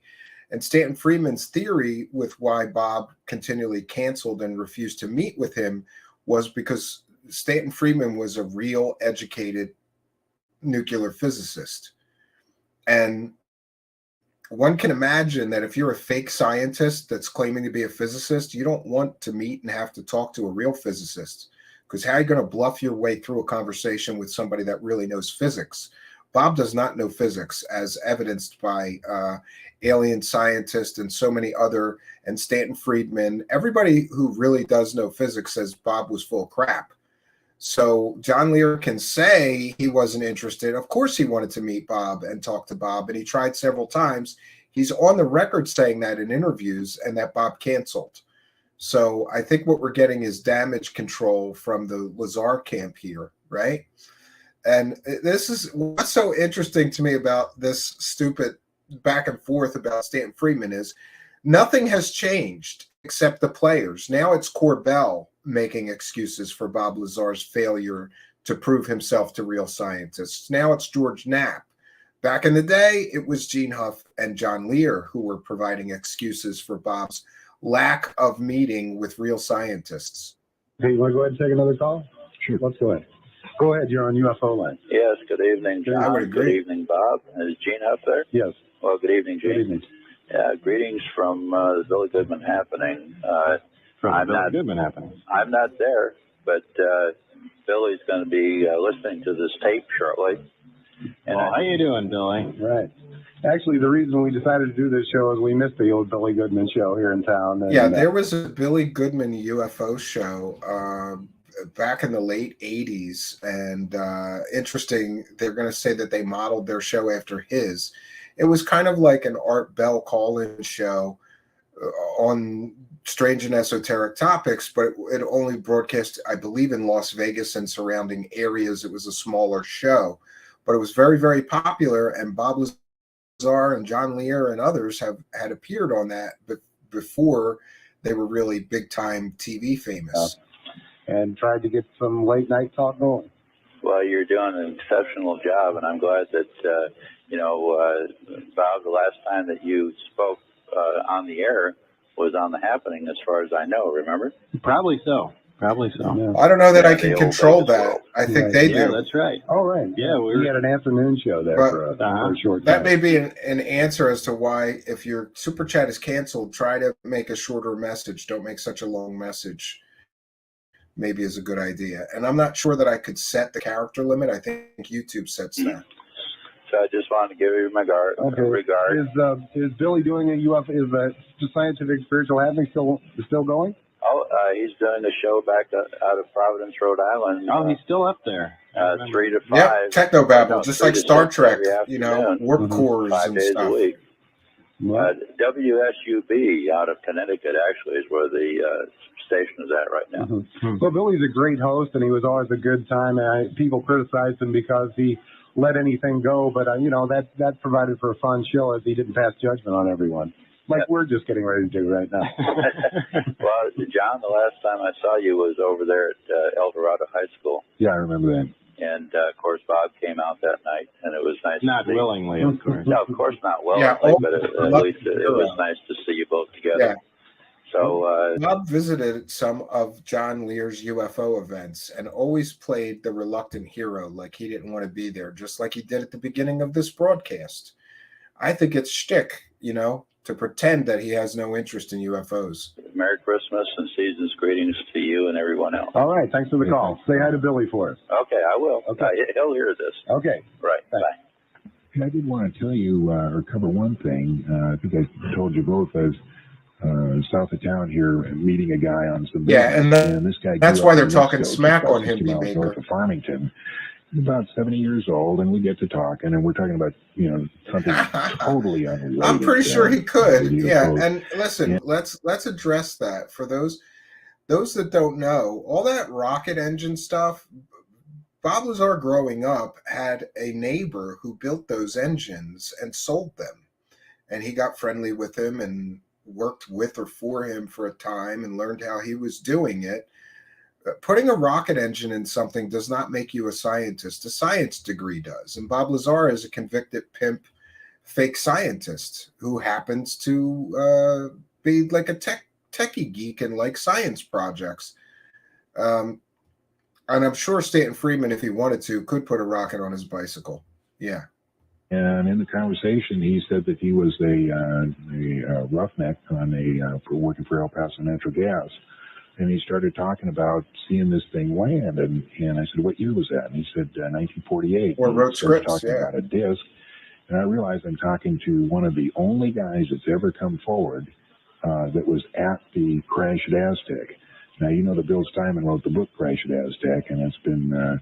Yeah, the Aztec crash is one of those things where, like, essentially a bunch of con artists told and sold that story. So I've never believed that the crash of Aztec was a real story, because there were literal con artists at the heart of it. Like, proven con artists told that story and sold that story. Thoroughly discredited by Bill Moore and all those guys, but there is a lot of good information, and I always believed it to be real, but I never met anybody who actually saw it. This guy was one of 5 workers at El Paso Natural Gas that were standing in Art Canyon. Lou, I'll have to message you the guy's name, but there was a fairly famous gentleman in the experiment rocket and jet engine experimenter community who designed and sold those rocket and jet engines and also parts for them in the back of science magazines. He was one of Bob Lazar's neighbors when Bob Lazar was in high school. And Jeremy Rise, Alien Scientist, has detailed this in much more detail, giving his name, showing some of his designs and the things that gentleman was selling. So essentially, Lou, Bob Lazar basically just bought parts or whole jet engine off of his neighbor and slapped it on the back of a bicycle, which, I'm sorry, it doesn't take a physics degree to do that. You could do that, Lou. I could do that with instructions or, a tutorial. It's basically just bracketing an engine on the back of a bicycle or bracketing a big jet engine in the back of a vehicle. It doesn't make him a scientist. It makes him somebody that's interested in cool, fun science projects, though, and I can identify with that because I'm one of those guys. When this thing crashed, it was 100 feet in diameter. Now he's going to talk about the had Aztec. A small hole in one of the... He's talking about the Aztec crash, which again was a story told and sold by literal, verifiable con artists. Windows that they could peek in. But he's got extra details to there was 4 add. windows on the main deck, and apparently there was some on the lower deck. And they were there for 5 hours before the military got there and rounded them up and and swarmed the secrecy. Yeah, he did. And all that. He's These still guys never selling them. told anybody the story. He is still selling that neighbor's designs for how to build jet engines on his current website. And to the best of my knowledge or recollection, he does not have permission of that gentleman who's now deceased or that gentleman's family to sell his designs. Those are his designs. Why would a real physicist be violating somebody's intellectual property rights and selling their materials on his website? Or is Bob just another con man? All these years, he's 70 years old now. But it was pretty interesting. I went home, I talked to him first, and I tried to see if maybe he'd read Bill Steinman's book, but no, he hadn't. So I went home and got the book and brought it back. Yeah, that was a sad and video. He read it for a couple it wasn't days, Lazar, it was just Corbell and Friedman. Of course, there's some maps and drawings in Bill Steinman's book, and he told me what was true and what was false. There was a picture of a pole being poked through this hole in the window to catch the latch and open the door. And he said the pole in the book is much too big. It was a thin rod that came off one of the welding trucks with El Paso natural gas.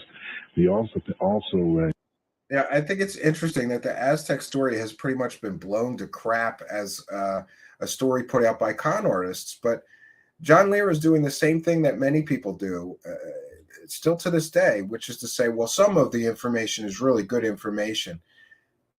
If the story originated from literal proven con artists, right, who were scamming people for money before they came out with this alien crash retrieval at Aztec story and sold the book, I just don't think it's credible. But that's the excuse making and the mental gymnastics. Well, yeah, those guys were con artists, but some of that information was true and real. Why? You know, your desire for a story to be true does not make it so. Evidence does.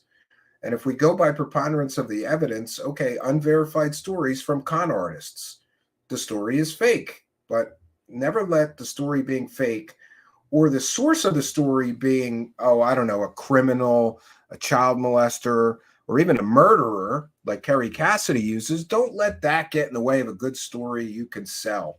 In Bill Steinman's book, it said helicopters came there, and he said when I was there was no helicopters. But he said it was really an interesting experience that he never told anybody about it, and it was kind of neat to meet the guy. How was that covered up? I mean, something 100 feet in diameter. I imagine people saw that inbound, so on and so forth. They must have had a cover story. It was such a remote area. I mean, there wasn't that many people. See you, Dulce. This was just, an Aztec, New Mexico. Yeah, I'm not familiar with where that is. Well, it's east of Farmington, and it's a very desolate area. Farmington, if I remember, is almost on the edge of the state. Tinker and Grifter, you're right, Amy. One of the guys that was there, and they briefed him on secrecy. He was later given a job in Long Beach as the police. That's one part of the story that I never understood. Why would you put a concrete pad? Concrete pads that big are expensive in the middle of the desert, but we don't know. That pad could have been put there in 1902 for something, a building or something that was since destroyed or blown apart. If the best evidence you have of an alien crashed flying saucer is just that there's a concrete pad found in the desert, I think that's still pretty weak. And remember, I'm forgetting the details, the names. We could do a whole show actually, B. Baker, on the Aztec UFO crash because it was put out by con artists that were scamming people for some kind of a machine that could find oil. They were scamming people for that before they came out with the alien stories. So I never found that story credible. He's there for 20 years and then moved back to Farmington. And Bill Steinman interviewed him, and he just refused to talk about, just even refused to discuss the. Yes, I did. Thank you very much, Foxy's friends. We have plans to add a lot of merchandise, and that's going to be on my list. So thank you for that. What I just forgot. What's that on his left his mind at the same time? Right. John, Dulce. Okay. No, what are your current views on that? Do you still think that there is an underground base in Dulce? You know what story I'm referring to. Absolutely. The guy that got out of there and the vats of amber-colored liquid. Beyond a shadow of a doubt. I have. Why? You know that there have been plenty of people gone up there snooping around. Yeah, and here they're talking about Dulce. And remember that story was floated to Paul Benowitz from Richard Doty, a known paid disinformation agent. And I don't know. John Lear says it's absolutely true. We'll see what else he there's says. no signs there saying secret underground base. The Indians. No, of course not. But I mean, they've covered. I agree, the Anthony. These guys were UFO enthusiasts like yourself, and they were, would have been more than happy to find anything. I mean, they didn't find any. Yeah, I don't know who that is. Ground disturbance. Well, did you see any of the work that Jim Dulce did? No. Well, he spent 6 weeks right? there with real sensitive monitors, recording monitors, and they monitored all kinds of power and stuff being generated around there. It's been 4 So they measure electromagnetic emissions. Is that? It's been 4 or 5 years since they talked about this, so I don't have a lot of this stuff off the top of my head. But so isn't it interesting? So many things have changed, but so many things have stayed the same. They've talked about alien autopsy, Aztec crash retrieval story. That's fake. Now they're talking about Dulce, which I think that's fake. They talked about John Lear's theories that there's hundreds of thousands of people living on Saturn and Venus, and they're all habitable planets, and the government is lying to us. That's fake. We've had 40 minutes of fake for the most part here. It was a very good videotape on what was going on in Dulce. Yeah, he knows a lot about it for somebody that. How does he know? The Air Force guy that I know. How does he know about the Aztec crash? How does he know about the Dulce base? How does he know about the bats at the Dulce base? And how does he know about the underground tunnel systems, right? It's as if he is on the internet reading about all of this stuff when he claims he has no interest in any of it. Was there, refers to it not as Dulce, but I think he called it Section D. What about the guy from Los Alamos, whose name I can't remember either? My memory is so fantastic. The guy we both know. Oh, yeah. Yeah, I think we better not mention his name. Yeah, Tim, he did. But he was also a convicted child molester who spent time in jail for molesting multiple underage victims. So I don't find anything that Wendell Stevens says credible. Well, Tom? Wasn't that his name, Tom? We called him Poofon or something. Yeah. I think you're right. Wasn't he a preacher? Yeah. Yeah, because you started insulting Jesus and everything, and then I did not do that this near his birthday. Okay, John, you brought Bill Moore before, and Bill Moore always seems to take it personally upon himself, even if it's transparent, to try and discredit anything that he has not sponsored or anything he has not approved yet. I remember George Knapp and I met with him a few years ago when he came up here, and Moore said that he didn't believe Bob Lazar's story, but he had some information that actually there was an alien settlement out in central Nevada before the white man moved west. And we made jokes about how surprised the pioneers must have been when they came over, over their wagon like a Twilight Zone episode, and there was a flying disc space there. But what do you think Bill Moore is up to? Why do you think he feels compelled to try and squelch anything that surfaces that he has not sponsored? I think it goes back to the cover-up where everybody thinks the Air Force is in charge. They're not. It was the Navy. The Navy's always been in charge of the cover-up, and they used the Air Force as a whipping boy. Now, the Air Force, what Bill Moore got hooked up with was AFOSI, the Air Force Office of Special Investigations. And what they were trying to find, they themselves wanted to know what was going on.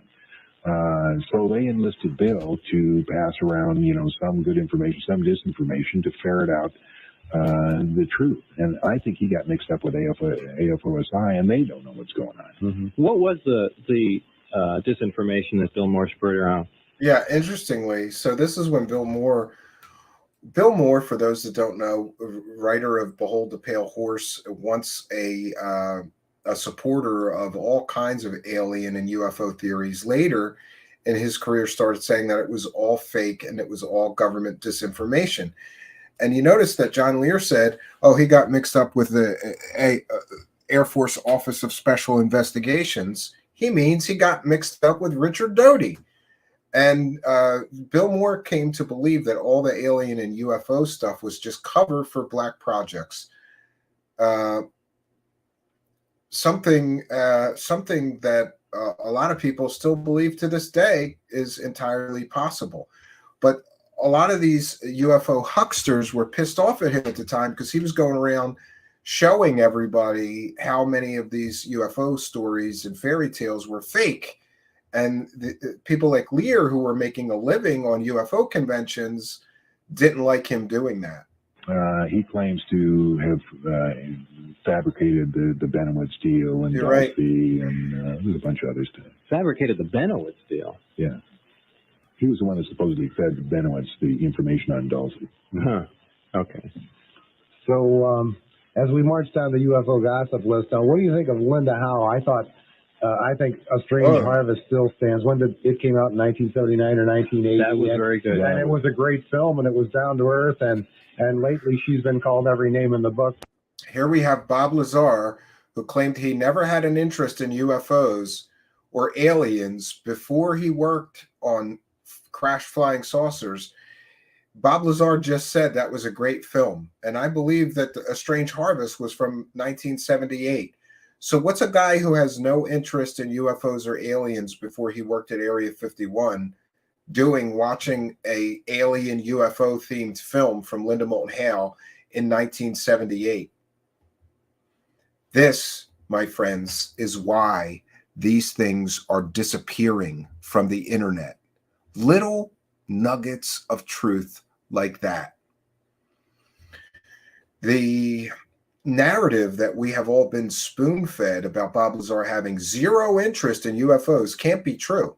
We have seen it evidenced in this broadcast. He knows about Dulce Base. He knows about the secret tunnel system to Area 51.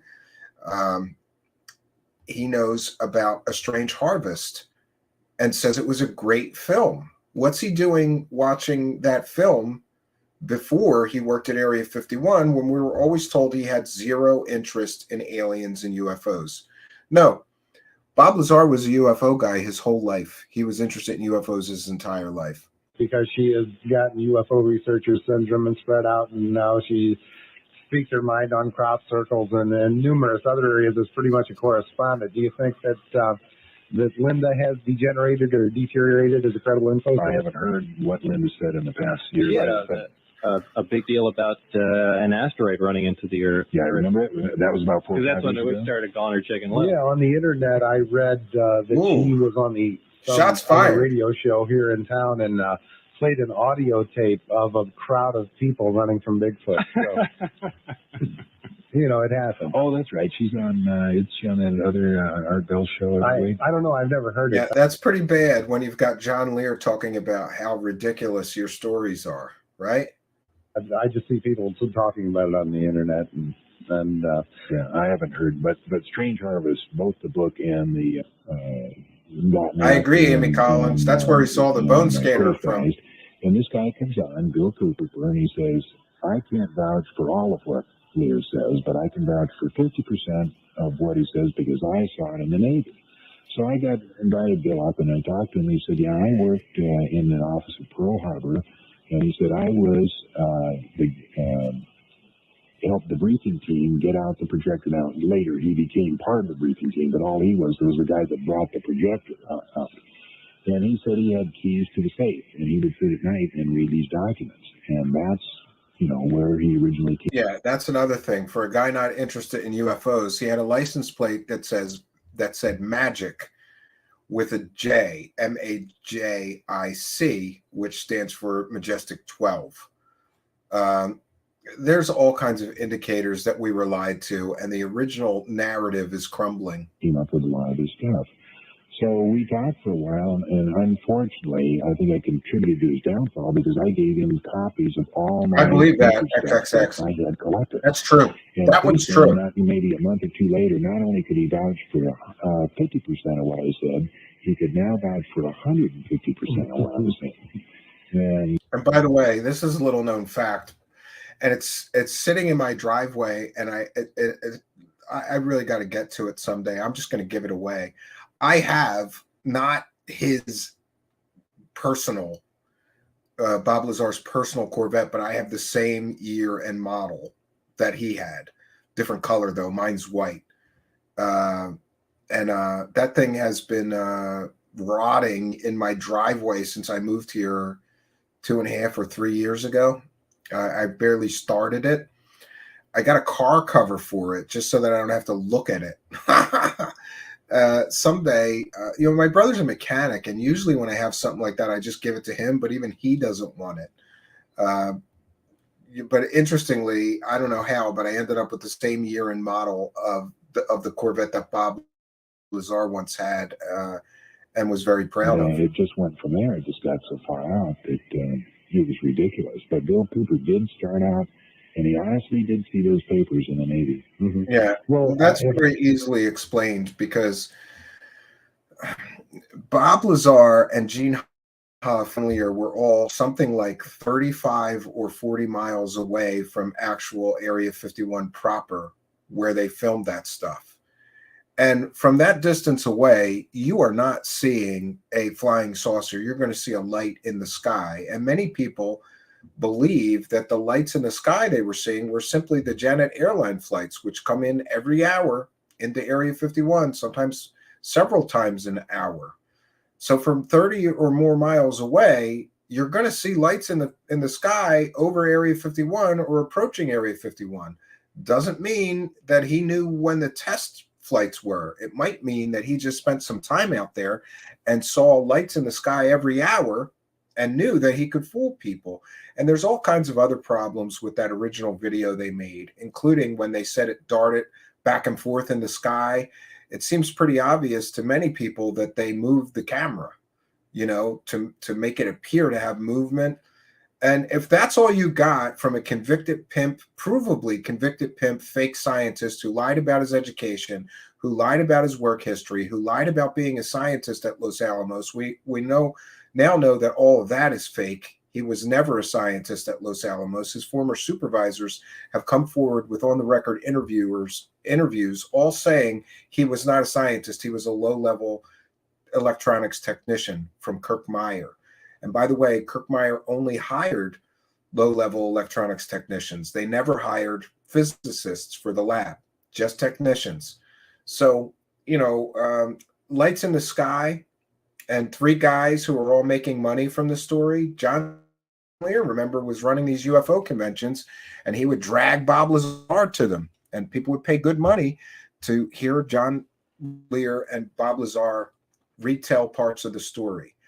And Gene Huff, of course, was Bob's business partner, taking a percentage or a portion of all the money he made on the testers deal, model deal, on the VHS tape that they were selling, on this radio show, and other business ventures together.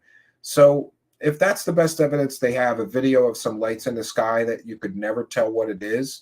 And by the way, I'm aware somebody did some kind of recreation that's totally false, that seems to show that it's saucer shaped. There's literally like 2 pixels in that object in the sky. There's no way that you can discern its shape from the amount of pixels in that video. So that just falls apart, unfortunately, like most everything else.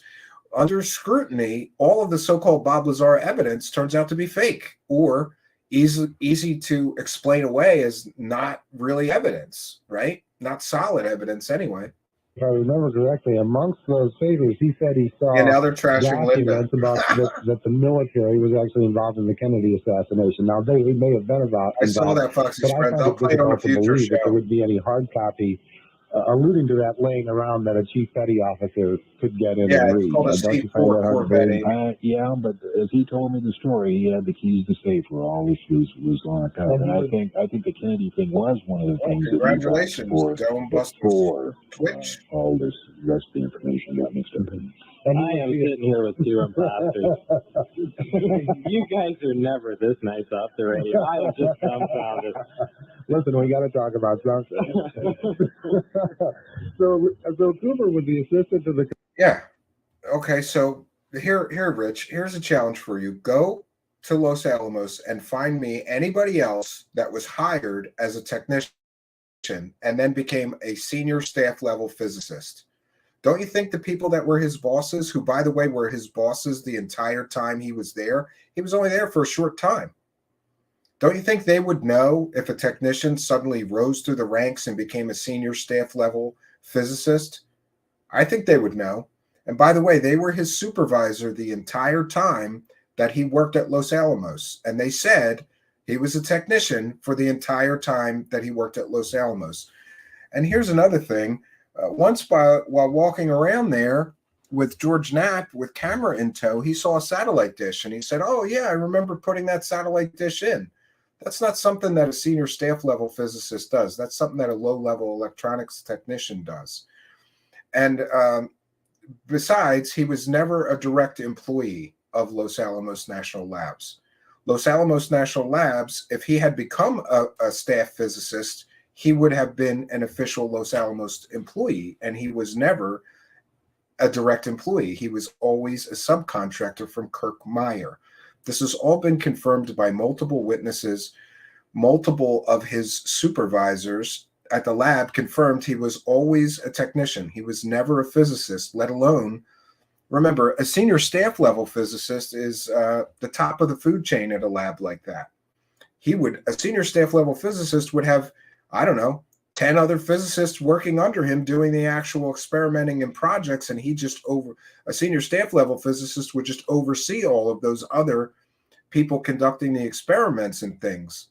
No way was he a senior staff level physicist. And I challenge anybody to find me a technician from Kirk Meyer who was hired directly onto Los Alamos staff to be a physicist. You can't, and you won't, because it never happened. It doesn't happen.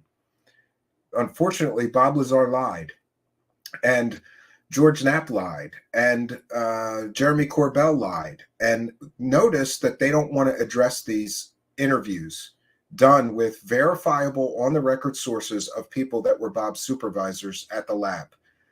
He made up being a scientist.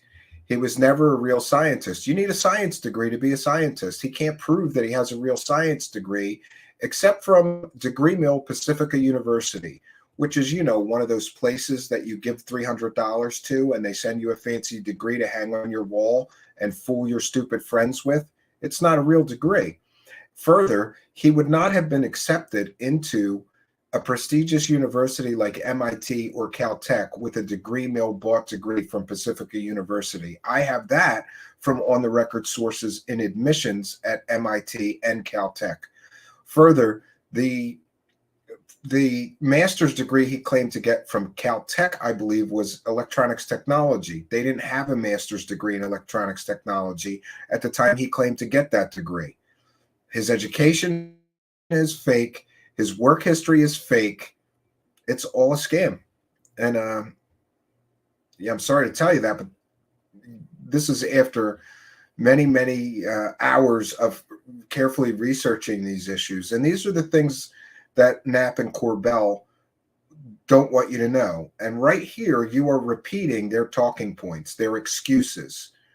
We, on the side of truth here, we don't have excuses. We have on the record verifiable sources that you can talk to too. And they all say that Bob Lazar was never a scientist at Los Alamos National Lab. He was a technician from start to finish during his time Commander there. of the Pacific Fleet?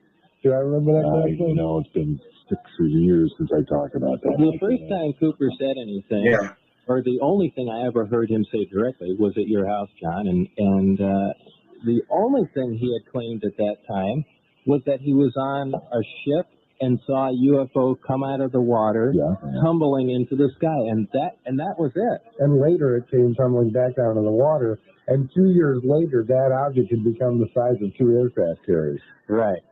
Okay, But, good. I'm sorry. I thought you were saying that he was that big. the believer crowd will say that, well, yeah, he was initially hired as a technician, but then he got promotions because he was so smart. That doesn't happen. So I'm sorry I misunderstood. I didn't mean to be so defensive. Not one schoolmate or professor has come forth to vouch Lazar was in the college he claims to have attended. Yeah, and he's not in any of the yearbooks too. So that Men in Black erased my education, that doesn't hold water, because the Men in Black would have had to crawl into every dusty attic, basement, garage, and steal out all of the yearbooks of all of his classmates and teachers, go through the yearbooks and cut Lazar and any mention of Lazar out of all of those yearbooks and then sneak them back into everybody's dusty attic, garage, basement. The Men in Black explanation is garbage. Let's see, who else should we gossip about? Let's go down the list. Tim Good, I've never heard anyone say anything bad about Tim Good. Yeah, that doesn't make I don't any think sense. so. I agree, Randy. Thanks for being a member. Tim Good was a good friend. I saw him a couple times in England. He came out here. I drove him up to the test site with his girlfriend, who smoked in the back of the van when she wasn't supposed to. And showed him hospitality. When he wrote that book, he wrote two things that were. Yeah, so you need $150,000 to prove us wrong. I'm not saying that this technology doesn't exist, but it's not coming from grifters, right? But that's an interesting observation. Maybe go to Bigelow. Maybe he's got 150 grand he could give you, right? Thanks, DJDs, and thanks for being a member, right? At the time, all physicists at Atlanta were brought in from Caltech, which he didn't go to. Good point, Rich. Good point. That's a very good point. And they did not hire physicists out of Kirk Meyer. Kirk Meyer was a staffing company that provided electronics technicians and computer guys. That's all they provided. And by the way, I have some experience with that, being a computer guy myself. I worked at some places, including Drexel University, where I was not a direct employee. I was a subcontractor. The company that I worked for, it's pretty common. The company will provide that technician to the lab. In my case, it was at Drexel University, and whatever they're paying me, they're getting double for me. That's how the system works. But these labs don't have time to do staffing, so they depend on these staffing companies or personnel companies, which will do the background checks, do the vetting, make sure the person is credible and able to do the job required. And then they send you to the lab. And there's usually, in my case, the staffing company sent me to the lab, and then I had an interview with some of the professors there. And they just wanted to talk to me and make sure that I would be able to do what they required, which was they needed Linux servers built and maintained. And I was very good at that at the time. So I got hired instantly from them. I mean, the staffing company checked me out and tested me and all that stuff before they sent me. But that was very common. And it's still very common today. It's common that you could work at Los Alamos National Labs as a janitor, but it doesn't mean you really work for the lab. It means that you work for a subcontractor that provides janitor to Los Alamos. Same thing with Bob Lazar. He was a low-level electronics guy. He took one course in electronics at Pierce Junior College. So they hired him, Kirk Meyer hired him, and they sent him to Los Alamos to perform a task. Very common, still is today. Really dishonest. He said, John privately Now they're admitted to talking me shit on that Bill two of his Cooper. sources had turned out to be bogus. And there's another thing. If Bob Lazar's not interested in UFOs and conspiracy land, why is he hanging out at John Lear's house with Bill Cooper? He just admitted that as well.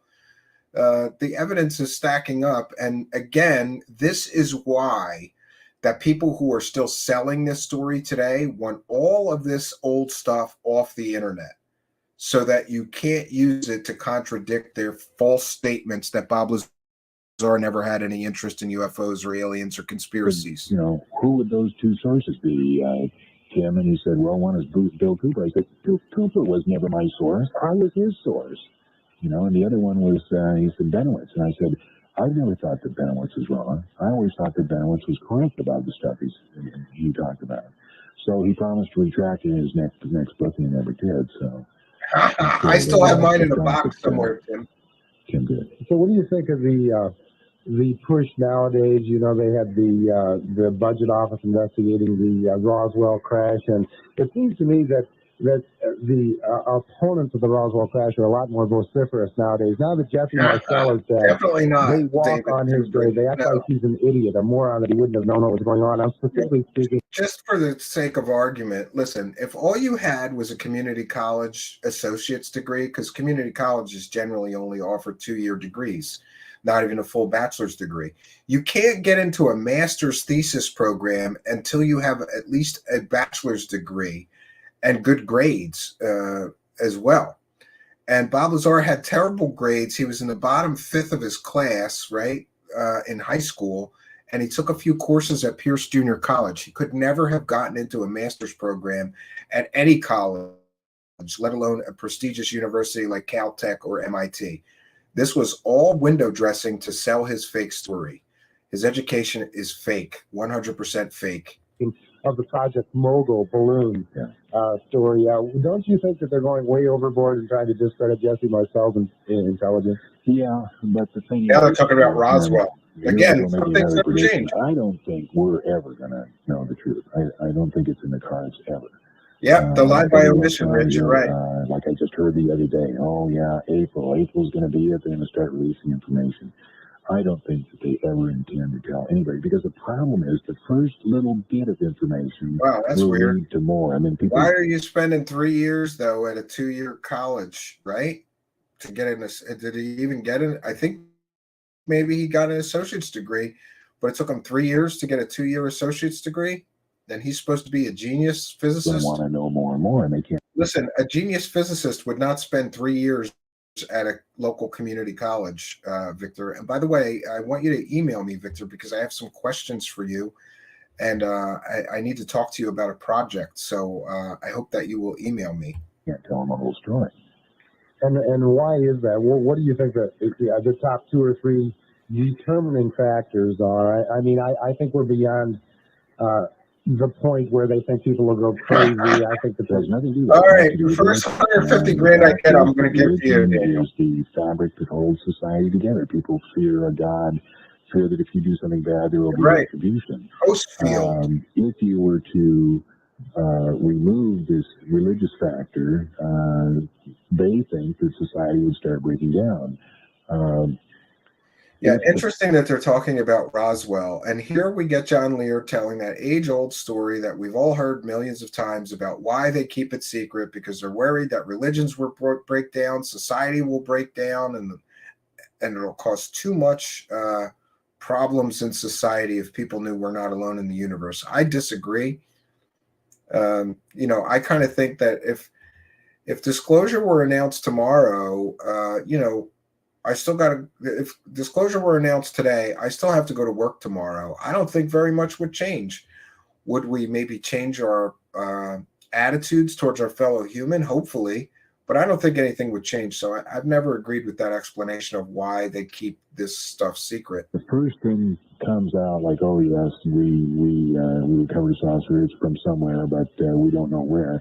Yeah, people convenient. Start, questioning whether God is real, that kind of thing, and I think that's what they don't want to happen. Mm-hmm. I agree. If that would be the case. One last big payout. They can always claim that God made the aliens too. I always contend that ufology and theology collide head on, and the bottom line is that no one can be elected president of the United States if they say they don't believe in the stereotypical Christian Judeo God. It says in God we trust on our money. And so... You remember when that was put on? No. 1962. Oh, really? Yeah. I agree. I wasn't old enough to have any money yet then. Is that right? Yeah. What did it say? Oh, it said silver certificate before that. In God we trust. It was put on. Right. And he can't. So anyway, I think that's the battle no one wants to wage. I mean, there's no sense in it. I think the real question is when we see someone like George Bush, no students will verify his who knows what. When we see them go to church on television, I'm curious if that's just for show and they're playing to the Bible now. Yeah, it would be really interesting. So let's see. Good one, Rick. UFO gossip names. Well, we're thinking of gossip names. Let me show you this picture of... Hold it up so the viewers can see. Area 51. This is 5-2 just sent it to me, and I got it for Christmas. And this was taken in September of 1965. Yeah. And these are the 2 A-12 hangers. And this is the Y. That's interesting. John Lear's on a radio show showing pictures of Area 51. Hey, dummy, they can't see anything you're saying. I should call him dummy. Rest in peace, John Lear. But talk about wackadoo. Like, yeah, I got this amazing picture of Area 51 here. Oh, we're on the radio. Damn. F-12 hangar, and this was the support aircraft. They had F-101Bs and F-104s chasing the airplane during the test program. These are the U-2 hangars right here, and that's maintenance. And this is the old Groom Lake control tower. See that little bitty thing right there? And that was the fire station right next to it. And those are the barracks. And that further that way, You say they so, call Hank. Baja, and that's where they kept the A12 hangars there. I forgot, what's the difference between the YF-12 and the SR-71? Wasn't one, it was the nose, right? Yeah, the A-12 was the CIA bird, and that was a single-place one. And then when the Air Force, when SAC found out that the CIA was flying their own spy plane, they went to the Pentagon and said, hey, this can't happen. We're supposed to fly spy missions. So they had Lockheed build a proof of concept, which is a two-place A-12, which became the YF-12A, and they built 3 of those. Primo And then Blotto. they built about 35 SR-71s, and the Air Force flew it on. Unbeknownst to the Air Force, the Yeah, CIA I believe that is on well. their mission. Well, we're about... Well, wait, I think we want to take one more call. Let's go ahead and take a call before we get out there. Go ahead, John, UFO line. Hi, I called in last week, and I just heard you guys talking about the YF-12 and SR-71 differences. One thing I'd like to point out on the air that I've never heard anyone really discuss a lot about these aircraft is that the YF-12A carried 4 Hughes long-range nuclear-tipped missiles. Yeah, they sure did. And the Air Force was constantly trying to justify this in front of Congress. And my theory has always been this aircraft was specifically designed to intercept UFOs at high altitude. And the reason for this... That's one I've heard before. There has been people who said that the A-12 and the SR-71 Blackbird were designed to intercept UFOs. Interesting. This is because of the pulse Doppler radar system that aircraft carried, which would give a false signature to any aircraft that it was scanning to fire missiles at. And this was something that was totally unnecessary going up against Soviet aircraft at the time, because none of the Soviet aircraft at the time had radar warning detectors that could tell where a plane was radar scanning it from. That's interesting. I never heard that one before. And the YF-12A also carried cameras which were mounted below the engines on either side, which were designed for air-to-air photography, because the cameras pointed forward and rearward, whereas the spy version had cameras mounted where the missiles were, pointing downward to take photographs of land. Right. Yeah, you may be right, And it's always Rocky. been my theory that the idea was to intercept.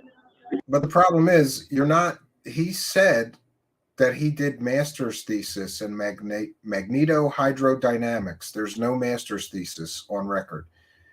And ask anybody who's written a master's thesis to produce it. They can.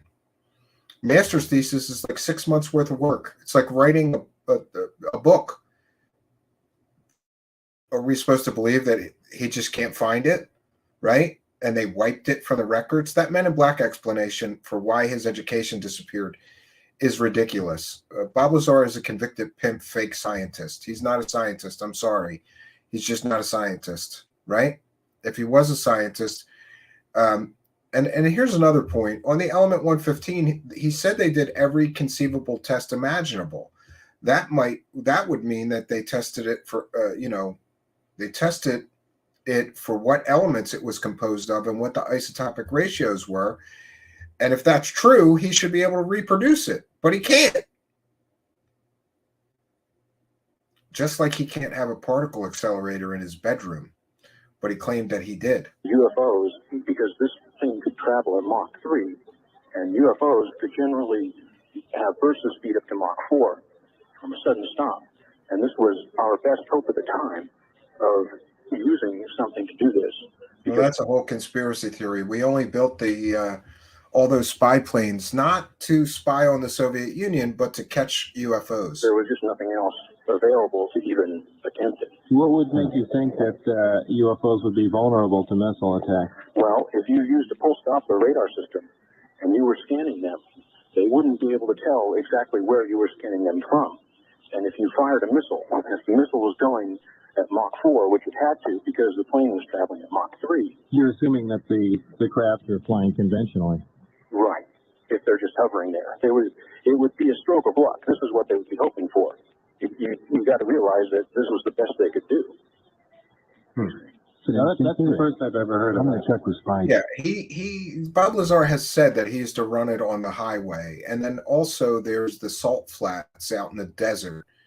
He would run it on the salt flats out in the desert. And I guess with a turbine jet engine, you're really just going straight. You're not turning much, right? And I believe that he or his wife said they got it up to 140 miles an hour and that she loved the speed. Turns out she was a methamphetamine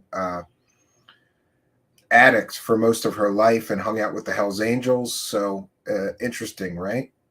Two on those cameras. Where were they mounted down the? Well, there were two camera pods, one mounted under each engine, okay, and they also had radiation sniffers mounted with them, and different things that could detect anomalies.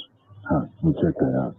And the cameras were mounted below the engines on pods with one camera facing forward and one facing rearward. Well, I'll check that out. All right. I also wanted to ask Bob Lazar real quick about the electromagnetic pulse effect from the disk craft. Is this done with a separate generator unit inside the craft, or is it all connected to the main power unit, or? It's all connected to the main power unit. Nice to see you, David. Thanks for being here. The amplifiers are pulsed 10 microseconds apart. And that's, if you're referring to the pulse, I mean, they're each turned on sequentially like. So that's not a separate self-defense unit that can be removed from the craft. It's part of the way the craft works. Right. Mm-hmm. And that's just a side effect of the way the craft works. Exactly. I see.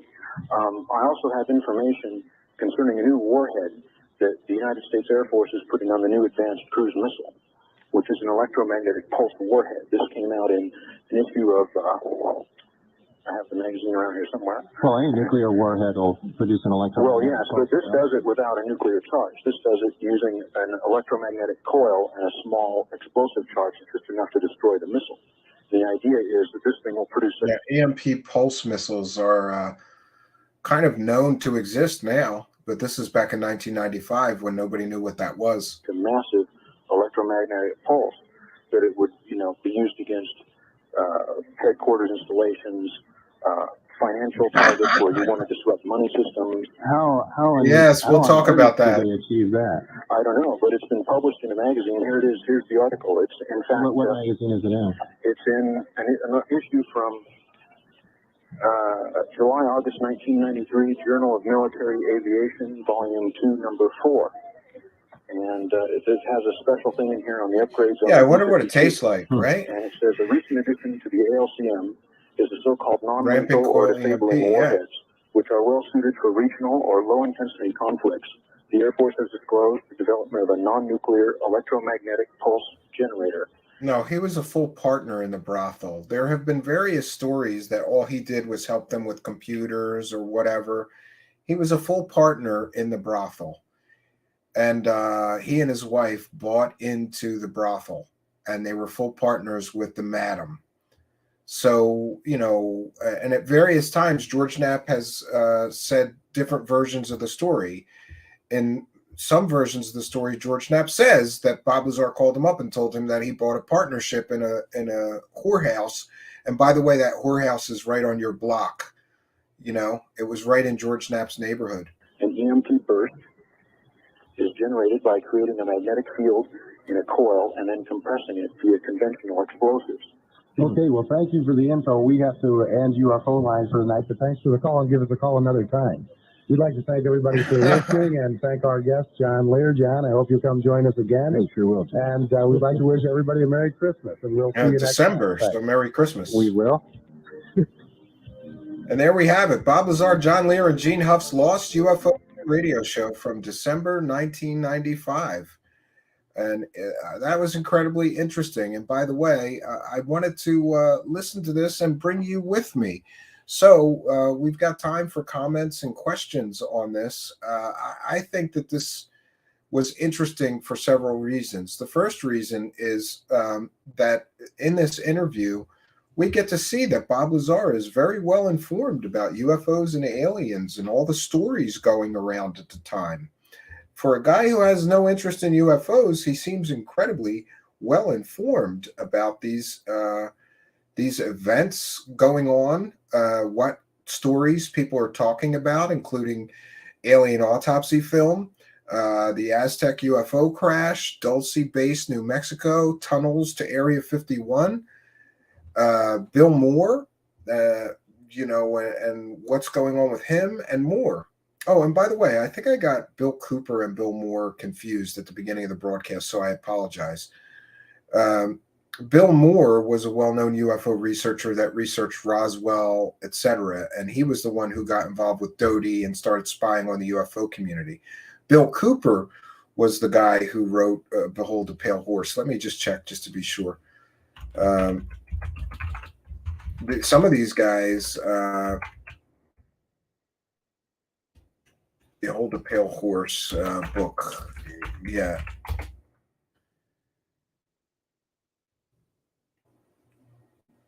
Yeah, Bill Cooper wrote Behold a Pale Horse. So I misspoke at the beginning of the broadcast. I apologize. Some of these guys disappear from conspiracy land. It was Bill Cooper who died by, most people would say, suicide by cop. He shot at sheriffs trying to serve a warrant, and they shot and killed him. Bill Moore was the biggest UFO researcher for a long time in the 80s. And then what happened is he got caught spying on the UFO community, and the UFO community did not like that. He was spying on the UFO community and researchers for the government. In exchange, he was supposed to be given the core secrets, secret documents, secret knowledge about aliens and UFOs. They were going to bring him into the fold and tell him the truth. But they wanted him to spy on other UFO researchers and UFO conventions and all of that and tell them what the UFO community knew about UFOs. Very, very interesting history there. And Bill Cooper was killed, but Bill Moore disappeared from the world of UFOs. And the last that I heard, Bill Moore was a janitor at a high school in Pennsylvania. I spent some time trying to track him down, but as you can imagine, with a name as common as Moore, it was virtually impossible. I still once in a while think I'm going to pick up that file folder I have on him and try to find him, because I would love to hear what he thinks about current day ufology or UFO land and things like that, right? Renee Cruz asks, what about ufologist Wendell Stevens, sunglasses ufology dude? Yeah, that guy was a wackadoo who was never in the military. Wendell Stevens did a piss poor, at least to the best of my knowledge and recollection. Or maybe he was in the military, but there's a whole lot of wackadoo stories, including that that Area 51 so-called whistleblower or S4 whistleblower spent some time with Jim Delatoso at Jim Delatoso's home and apparently left a finger in the mailbox. And Jim Delatoso was like, you got to get this guy out of here, Wendell. And Jim Delatoso tells some crazy stories about that guy. And most credible researchers believe that Wendell Stevens, first of all, Wendell Stevens was a child molester who believed everybody. So this guy came along and they started giving him money. When they stopped giving him money, he bailed on them. I don't believe that story was credible just based on the fact that a child molester brought us that story. I don't trust child molesters, especially for controversial information that may or may not be true, because that requires some trust. I don't think that S4 whistleblower is at all credible. They used to get him to do interviews by buying him packs of cigarettes and bottles of liquor. That'll tell you everything you need to know about that whistleblower, right? Yeah, tell us about those aliens. Here's a bottle of Jack Daniels and 3 packs of Marlboro Reds. Interestingly, that guy disappeared as well after Wendell Stevens milked him to make as much money as he possibly could from that guy. But, I don't know if anybody ever verified his military credentials, but he certainly couldn't prove that he worked at Area 51. So I'm going to put up my notice that the show is not over. We have made our way through this wonderful journey back to December of 1995. It's nostalgia night here on Truthseekers. Maybe we'll do this again. I sure enjoyed it, and I hope you did too. But there's still lots to talk about. The show is not over. But we do need to take care of some business. And by that, I mean just a few short, very short bumpers to tell us how you can support the show. Just to be clear, all of our content is available for free on Spreaker, on various audio platforms, on Twitch, on Rumble, on YouTube, on Odyssey, and more. However, those who choose to support us can do so. We're a viewer-supported show, and we appreciate all of the support. You can become a Patreon supporter for as little as $1 a month. You can become a YouTube channel member for $5 a month, or a Twitch subscriber for $5 a month. I'm still trying to figure out how to get the Twitch subscribers the benefits, but all the benefits are the same. You get some extra goodies. You get early access to produced videos before they are made public. And on YouTube, you get some extra goodies like a channel member badge and some things, extra goodies, priority reply. But our content will always be free. Lately, I've got assholes, that's what I'm calling them, arguing with me that I'm exactly the same as Stephen Greer because I'm making money too. This guy's making millions and millions of dollars, right? And by the way, somebody mentioned his new film, and boy, I'm getting all kinds of messages about how shitty that new Stephen Greer film is. It is terrible. People are saying it's the worst one yet. All he does is walk around Washington, D.C., repeating the same stories he's been telling for 25 years. And this is what we're supposed to buy. This is what there's no new information in it. Nothing. It is a garbage from a garbage peddler. But let's let Ian, our wonderful golden voice announcer, remind you how you can help the show. The show is not over. We'll be right back after these short messages. I've got a few more things to share, and then we will be taking comments and questions from the live chat. Please put comments or questions for me in all capital letters. We're going to go through them. We'll be right back, friends.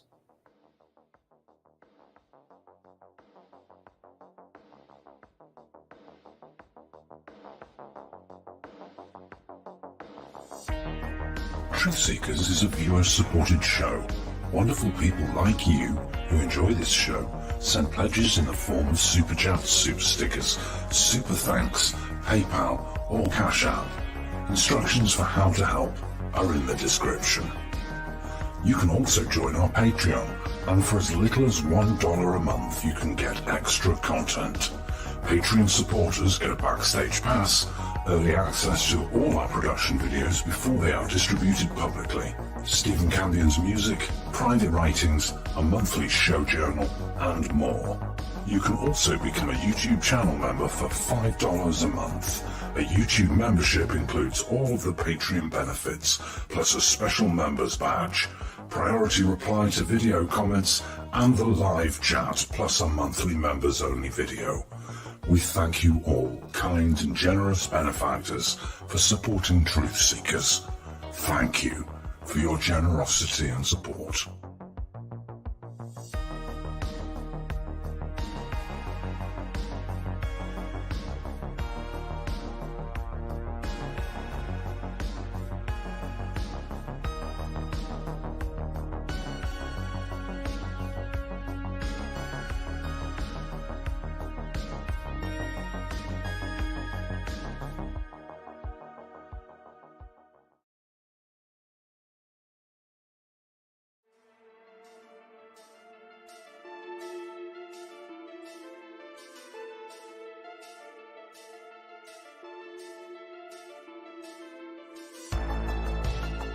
Thanks for being here. This is Truthseekers with your host, Stephen Campion. Please rate, like, and comment on our videos or podcasts. If you are listening to an audio podcast, please rate us 5 stars to help us rise in the search rankings. If you are watching on YouTube, please like, comment, and subscribe to our channel. If you're listening to an audio podcast, we love and appreciate you listeners, but you are missing the live tapings. All our shows are recorded live with video feed. We'd love you to come be a part of our live broadcasts and tapings for the podcast. Head on over to YouTube, click the search tool, the little magnifying glass, put Truthseekers, one word in the search bar, and hit enter. You'll see a strange and mysterious guy with sunglasses. That means you found the channel.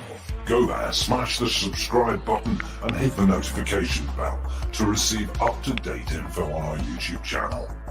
We welcome you to be a part of our live taping and our chat room during the live broadcasts. Seek the truth. Speak the truth. This is Truthseekers. Truthseekers.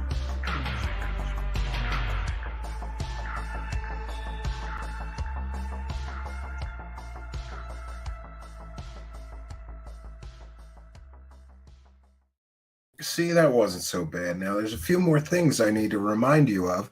The first is to visit our website, truthseekershow.com. And from there, you can get all our latest audio podcasts. And by the way, those who have asked, yes, I was a little bit behind. We're always playing catch up with that. It's now up to date, except for the episode that you're watching now, which will be uploaded tomorrow, sometime tomorrow afternoon, before dinner time or so, sometime between 2 and 6 p.m. This episode will be available. Generally, I try to do them the next day.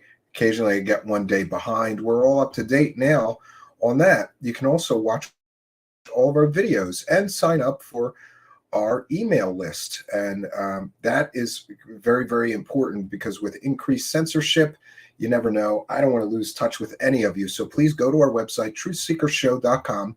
And right at the top there, you can sign up for our mailing list. We'll be doing a monthly newsletter, and you just get a quick notice. It's not spammy at all. I'm not trying to sell you anything. We just send you a quick notice when there's something new on the website. So if there's a new audio podcast, you just get a quick email, new podcast released. If there's a new video, you get a quick email, new video released.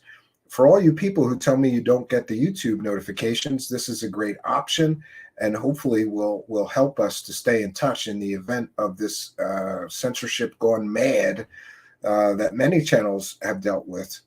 You know, there was a culling of sorts some time ago, and many conspiracy-related YouTube channels just got stamped out.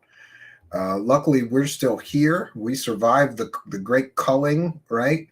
But you never know. That knob could get turned up again, and you could go to Truthseekers YouTube one day and we'll just be gone. So we don't want to lose touch. The best way to do that is to be sure to sign up for a mailing list from our website.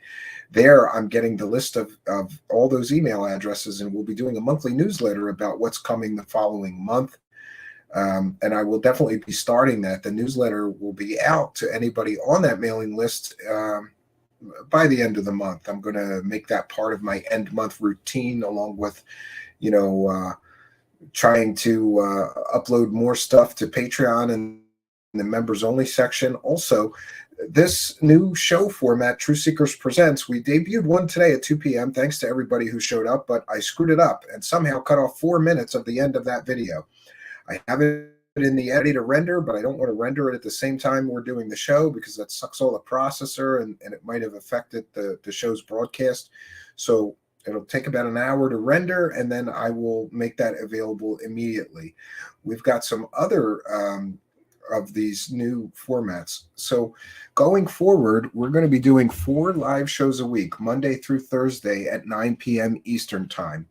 And then I may be doing some additional, we're going to call them bonus shows, either live or pre-recorded at 2 p.m. Eastern Time. So for those of you who ask me for afternoon shows, you're going to get what you want. We're going to be putting our foot on the gas as we race towards our original goals. Two of the original goals with my channel was 1 million views and 10,000 subscribers. And we're nearing both of those goals, but I'm getting a little impatient. So I think that we could cut the time that's going to take significantly by throwing some extra shows in every week as I have time and am available to do so. No place that I would rather be than here with you. So questions or comments, please put them in all capital letters. People are talking about how terrible the new Third Phase of Moon documentary is. Isn't there 2 though? Which one is the one? There's 2 now. One of them's about free energy that he collected $650,000 to make that one, right? And one of them is with Third Phase. Is it like Day After Disclosure or Dawn of Disclosure or what? Anything with disclosure on it is shit. Whether it's a podcast, a show, a video show, a documentary, word disclosure in it, it's shit. that's just been my personal experience. Lots of coming soon, new revelations, right? But never any real or verifiable evidence, right? And Third Coast Swing. Oh, that reminds me, we have to thank Third Coast Swing. I checked in with the PayPal pledgers. By the way, if you want to support us by PayPal, the instructions on how to do that are in the description of the video. Third Coast Swing says, thanks for the great shows. Alien Dance kicks ass. I'm sorry.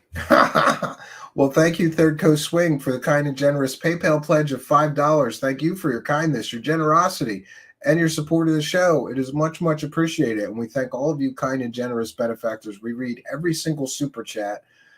Thank you, Third Coast Swing, for helping us to praise the cash. Praise the cash, praise the cash, praise the cash. Praising the cash pretty good lately. So somebody asked recently about the new studio. And I thought I had mentioned it, but if I hadn't, what I can tell you is that the ground is frozen at the new land, which is near my other cabin in the Pocono Mountains of Pennsylvania. So we can't begin building until the ground thaws out. And also there's, I think there's something like 18 inches of snow on the ground right now. It's been freezing temperatures, so the snow's got to melt. The ground's got to unfreeze. I think in the next month, I will be at the new studio location, which is just a beautiful plot of land in the middle of nowhere in the mountains. Forested land, there is no electricity, there is no anything. It's just very rural land. The road is an old logging road. It's not a real road. That may be an issue. I have been, the last few times I was there, I hiked there from the cabin. It's about 3 miles from the cabin to this studio location. I'm hopeful that this summer I'm going to have a quad or something to get there and back faster than walking. Because as you can well imagine, if I spend an entire day doing very hard physical labor there, it's going to suck to have to walk 3 or 4 miles back to the cabin to get some dinner or rest. Until there is a physical structure on that land, I'm not staying there overnight because there's bears, lots of bears, black bears. And in the springtime is the worst. Well, if you want to see bears, in the springtime is the best time for bears. If you don't want to see bears, the springtime is the worst time for bears because they're coming out of hibernation and quite often, to be honest, they're pissed off and hungry. That's when they smash over trash cans and try to break into cabins and stuff. They want food, and I guess because of COVID, the bears got a lot worse there for all through COVID. But once the lockdowns ended and people returned to the restaurants and all those dumpsters were available to them, I didn't see as many bears. Sorry to go off on a tangent about bears, but my point is at the new land, I can't stay there for a weekend in a tent. Well, I could, but I would prefer not to because I don't, my neighbor at the cabin, Matt, says, "Oh, bears won't mess with a tent," but it's still a piece of fabric between you and a 450-pound or 500-pound black bear that could kill you. So no, until there's a physical structure there, even a small one, I won't stay there all weekend. So I'm going to have to hike back and forth until we figure out this road problem. We have a neighbor 2 or 3 miles down that dirt road that has the road blocked with a plow truck that looks like it hasn't run. It's just in the middle of the road and you can't get around it. So I have to talk to that neighbor. And then I'm going to have to spend probably 2 weekends just clearing the road. There's all kinds of fallen trees in the road and debris. And it's really just a dirt path. It's like a hiking trail. But I should be able to get my car in and out of there once we clear the blockage. So I might build a very small structure first that will be a temporary cabin and bear shelter. You need something with solid walls. There's bears around. I'm not messing around. And there's also coyotes, which coyotes have never bothered me. Usually you yell at them and they run. But still, there's animals out there in those woods that could kill you. I'm not staying there all weekend in a tent. I just don't feel comfortable. So I'm probably going to build a very small little cabin first, like a 10 by 12 or something like that. Just enough to have a shelter from the bears so I don't have to walk back and forth. I don't know. I'm going to figure it out. But people have been asking. So what I will say is I will be on that land, building that cabin and building the studio, maybe a little cabin first, which will then become like a little workshop or a storage shed or something. Who knows? But I will get started on that as soon as I possibly can. I'm making good progress at finishing off the few things that need to be done at the other cabin, and then I'm giving that cabin to my wife. I mean, it's already hers, but you know, she comes every summer and changes everything, and kind of, you know, I'm there during the winter by myself, and everything is where I put it and stays there, and then she and the kids come and just, I can't find anything. She rearranges the cabinets, you know, but it's always nice when she's there because the cabin's like super clean and much more comfortable. She makes it homey, right? A woman's touch. So for those that have asked, I'll be on that land filming me building stuff as soon as I possibly can. I think one more month and I'll be over there. In the meantime, I'll be at our current cabin finishing off the bathroom ceiling and the bathroom walls and a front porch. And then that cabin that I've spent, I don't know, 5 years of weekends building. And by the way, this new one's going to be a lot quicker. It's not going to take me years because now I know what I'm doing, right? And we want to thank you, Chris De Mares, for a kind and generous $9.99 super chat. Well, thank you for your kindness, generosity, and support of the show. It is much, much appreciated. Thank you for helping us to praise the cash, Chris.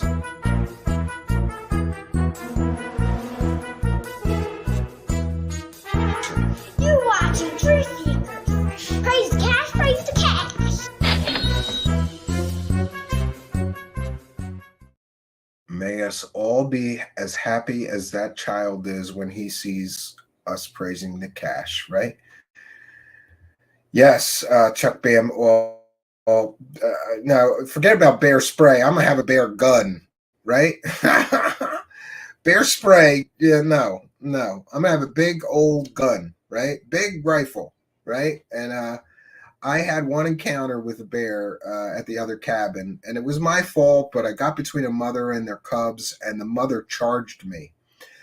Like, got up on its hind legs and growled the loudest growl I have ever heard from an animal in my life. Like, it hit me in the face.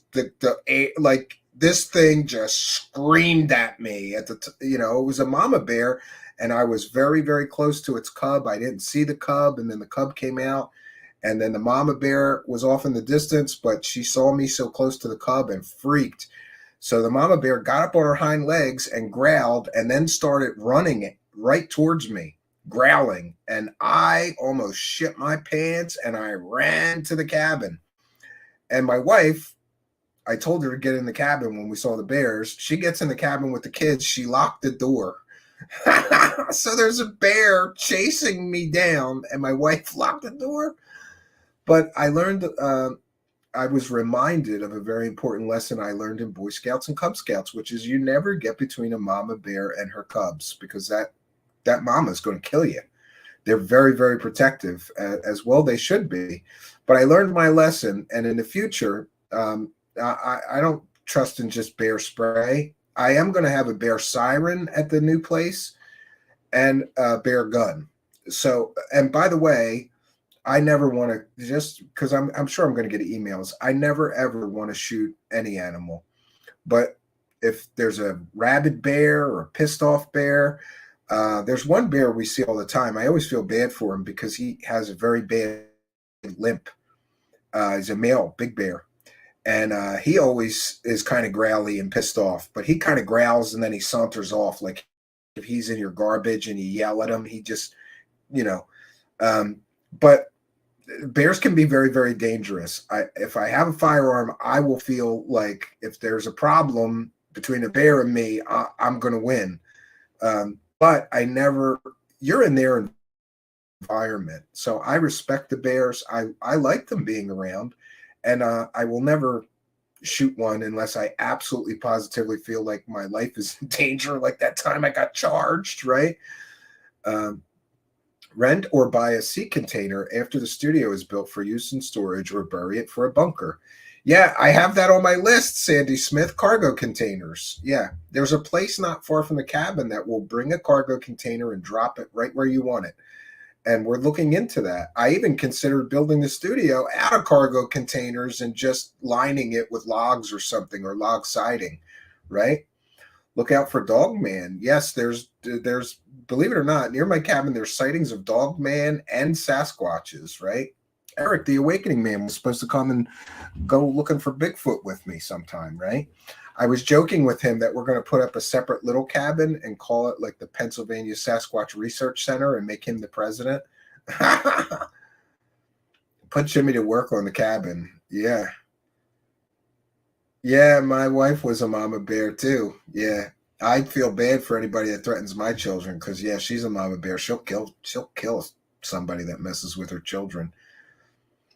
Dogman, I live in Michigan. What about Cocaine Bear? I haven't seen that yet. I got to see this Cocaine Bear. I heard it's really good. I don't think I'll be seeing that one in the theater. Well, that's a wait for Netflix, right? I cut up an ET, thought it was a deer, ate it anyway, going back to bed. Going back and get another. Where did I get going to bed? Sorry. Going back to get another. I have a big freezer. Okay, Dr. Jonathan Reed, right? Lots of container stacking in China. Yeah, I think it's a great option, especially if you can get a container cheap, because it's basically like an already built structure. You just got to put some walls up inside. And I know somebody that has a cargo container out in the woods. It's beautiful inside. They just haven't gotten to the outside yet. It's still a cargo container with some windows cut in it and a door, but it still looks exactly like a cargo container. But on the inside, he put up beautiful, nice drywall and walls and insulation, and it's heated and it's furnished and it's beautiful. He made a beautiful little cabin out of one cargo container. And I think he got the cargo container for $2,000. So it's a very good option, right? Daniel Foster, we don't share those on the screen because YouTube doesn't like people talking about that. But yeah. Steve Nicholson has a 22-pound Tasmanian poodle, and that's enough for him. Oh, yeah. Yeah. Bolstered from the trash can, a drunk bear. Yeah, maybe. Oh, and by the way, this people are asking me if this chupacabra and milkfart thing is going to happen. I don't think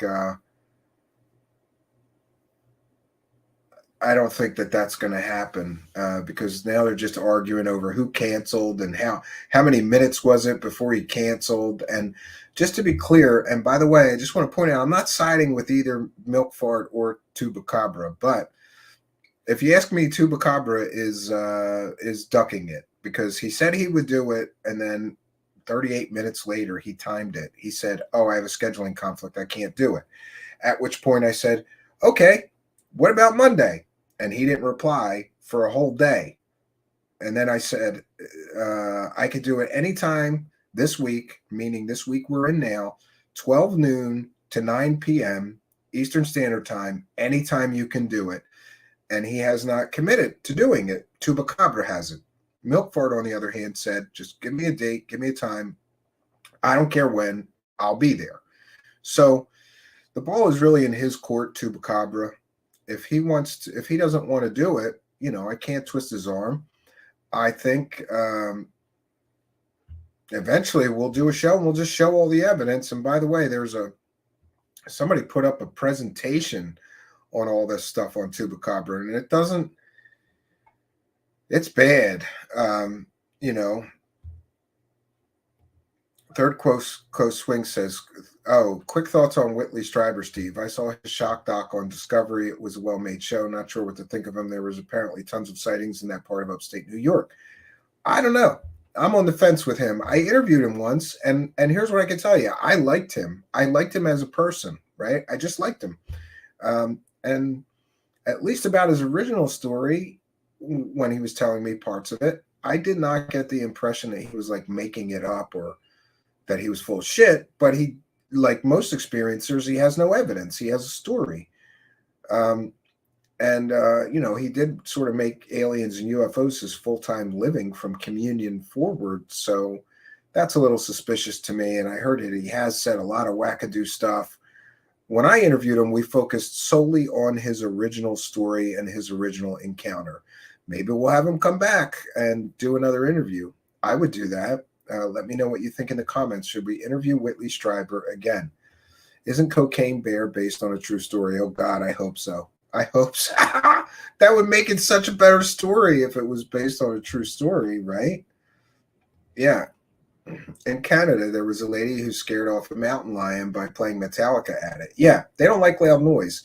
And I have a siren on the top of a pole, or at least it's going to be at the top of a pole at the other cabin. And that does two things. One, it's going to let my neighbors know there's a bear around. And two, it's going to scare them off of my land. Generally, you make a lot of noise or you yell at them and they saunter off. It's kind of surprising how slow they walk, though. Sometimes they're like, what are you yelling at? Okay. And then they slowly start walking away, And but it's an interesting experience when the bear walks through the camp at the cabin. There have been times where it wasn't scary. It was kind of majestic. And usually those times are when I'm inside the cabin, having my morning coffee, looking out these big, beautiful picture windows we put in that living room, Thin Lizzy Borden, and I see a bear just walking through, off in the distance a little bit. That's when it's nice. When you're outside and the bear is 5 feet from you, suddenly, unexpectedly, that's not so enjoyable of an experience, right? Or when a bear screams at you and starts running towards you. That was scary. That was truly one of the most terrifying moments in my life because I turned and ran and I wasn't looking back because I was so focused on running and putting distance between me and the bear that I did not know that essentially as soon as I ran away from the cub, the mama bear stopped running towards me. She stopped at the cub. I kept going in the other direction. But in my mind, I was feeling like the bear was right on my back, like right about to get me, It was a very scary experience. And hopefully an experience I won't have again because I'm going to be a lot more respectful of those bears. And I have been a little more mindful. When I hear something walking around in the woods now, when I'm working on the cabin or whatever, I go and check it out. And then I go, okay, it's just deer. No problem. Okay, it's a raccoon. No problem. And generally you get pretty good at, I can tell now by the sound of a big animal. And if it's a big animal, it's either a bear or it's deer. Those are the only two things that make that much noise walking through the woods. So I go and check. Most of the time it's deer. We have, I don't know, sometimes 20 deer a day walk through our property. I don't mind the deer, but I want to know if there's a bear there. So we've been more mindful and just a little more cautious since that bear encounter I described, right? I'm in Canada, no bears on my land, though I'm on PEI. It's an island. Yeah, I might move to Canada someday. Don't bust a twitch. I like Canada, but it's pretty cold, but I got used to that at my cabin.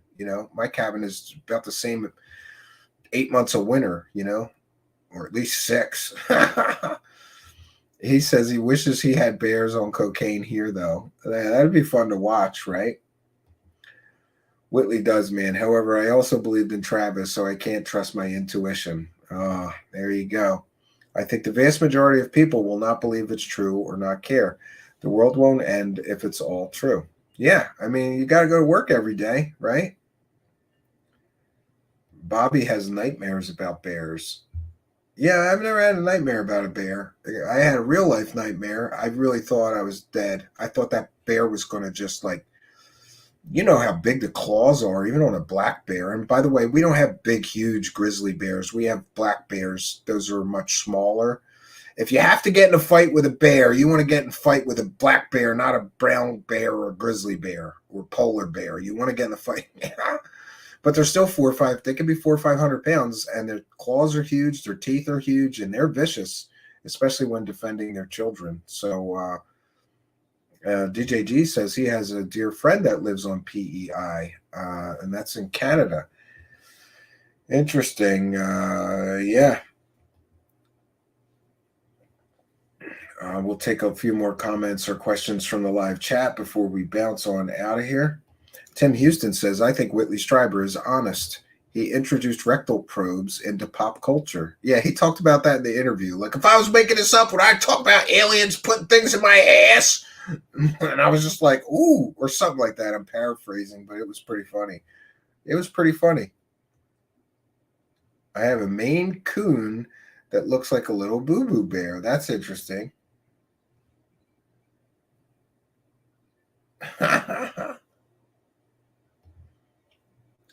Grizzly bolted up 75 to 83 inline cliff from start, at least 35 to 40 miles an hour. Yeah, they're faster than they look. And they can have bursts of speed that you're not expecting, right? Black bears are the punks of the bear world. Well, like I said, they're the smallest bears. So if you have to get in a fight with a bear, right? My last name is really Borden, so it's 3-level name. That's pretty interesting. I thought that was, like an avatar or online name, not a real name. Right?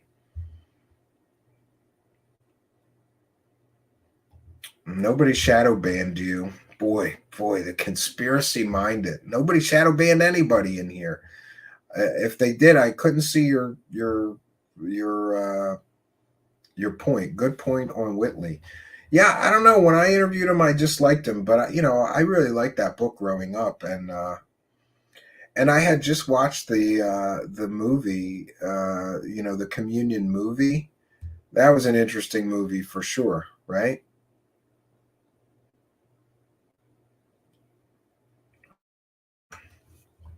Yeah. I'm just looking through the live chat here, make sure that we got all the super chats. Thank you all for your kindness, generosity.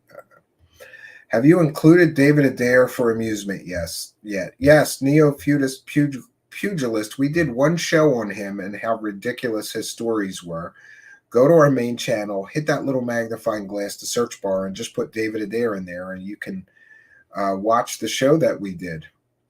Third Fake. Yes, Patty, I hear that new movie is terrible. I hear that's the worst. That's saying a lot. People are saying it's the worst Stephen Greer movie ever. I can't wait to see how Third Phase of Moon try to squirm out of that one being shitty too. Because once is an accident. Like if you make one shitty documentary, maybe it's an accident. But if you make 2 in a row that are terrible, that's a pattern, right? They're going to try to do they're going to try to do the big money grab and get as much money out of that as they can before people realize that they're making garbage. Third Phase is garbage. They're making garbage that isn't worth buying. But I'm going to buy it because I'm going to review it. And then those clowns are going to owe me, I think they owe me $13 right now. I want my money back for the last one. It was so shitty that I had to buy to review. And $13 for one for one documentary? That's what it cost on Amazon. Does anybody know what the name of the Third Phase documentary is? I'll look on Amazon right now and we'll be able to tell how much it costs. Is it like Dawn of Disclosure or something? I don't know. Stephen Greer, Third Phase of Moon, Disclosure. Countdown to Disclosure. All right, we'll see how much it costs. We'll see how much it costs. How much am I going to get robbed for?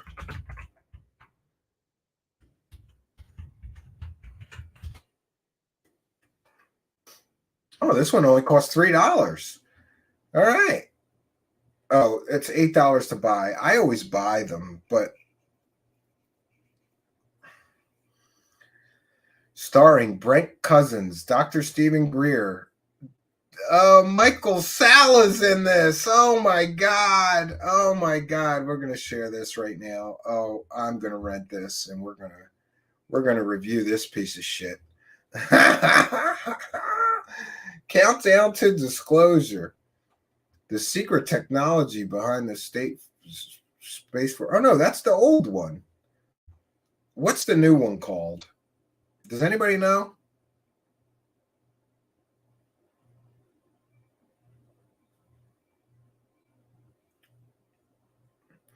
This one just stars Brent Cousins. I don't think this is one that he made with them. I don't know. I'm getting confused.